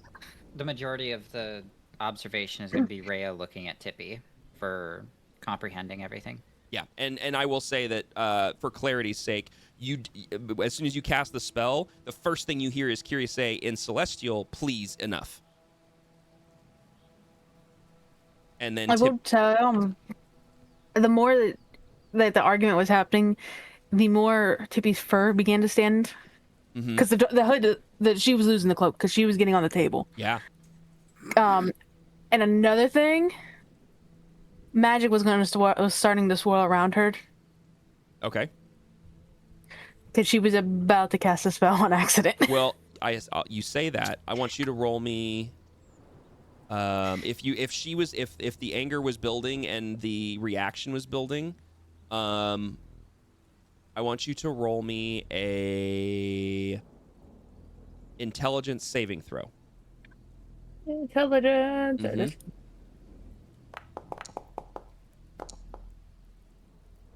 Okay. All right. As the feeling is building, Hellraya, you were glancing at Tippy as this was happening, and her eyes start to glow that same sickly greenish color that the gem was glowing earlier, and the gem starts to react to her eyes glowing, and her hair starts to prickle on end, and then just as it looks like it's building, it fades, and her eyes come back to normal, and the gem goes back to a soft glow. And Tippy, you realize for a brief moment you almost lost control of something. But with that almost being everyone got hurt. yeah, with that being said, with the tension at the table, a newfound associate, friend, unsure at this point, who is quite entertaining at least, and quick to stir the pot, along with this item in Tippy's hands, and a lot more questions than answers at the table, along with some high tensions. We're gonna have to stop it here due to our hard cutoff for Shadow, and we will pick it up again next week at our next session. I'm so happy to be back. Yep, that was an interesting session, but it was a good session. This was great. I'm happy. This is like the first time Yay. in almost 2 months that we've played. This was Oh, yeah. well worth the wait. Yes. Yeah. Well, very glad we are back. Very happy to have Rigsy joining us as well. I know it was kind of a weird first session for Rigsy, but I am already giggling and I love it. So I like the comedy relief. Yeah, we had Yes. talked about Yes. that. I warned him. I was like, dude, we're Very, gonna be very welcome. I had said like, hey, this is a serious game. Are you cool with that? I was like, every serious group needs a comic relief, and I'm like, all right, let's go. I always thought that was Dax punching the gnome. I mean, there's that, but That's that's a an fun NPC. gimmick, but yeah. Yeah. Alright. All right, so yeah, we will go ahead and we're gonna end the stream here. Thank you everybody out there for watching. We'll have the VOD up on YouTube probably tomorrow, maybe Saturday. I'm kind of busy tomorrow, but yeah, we'll be back again next week.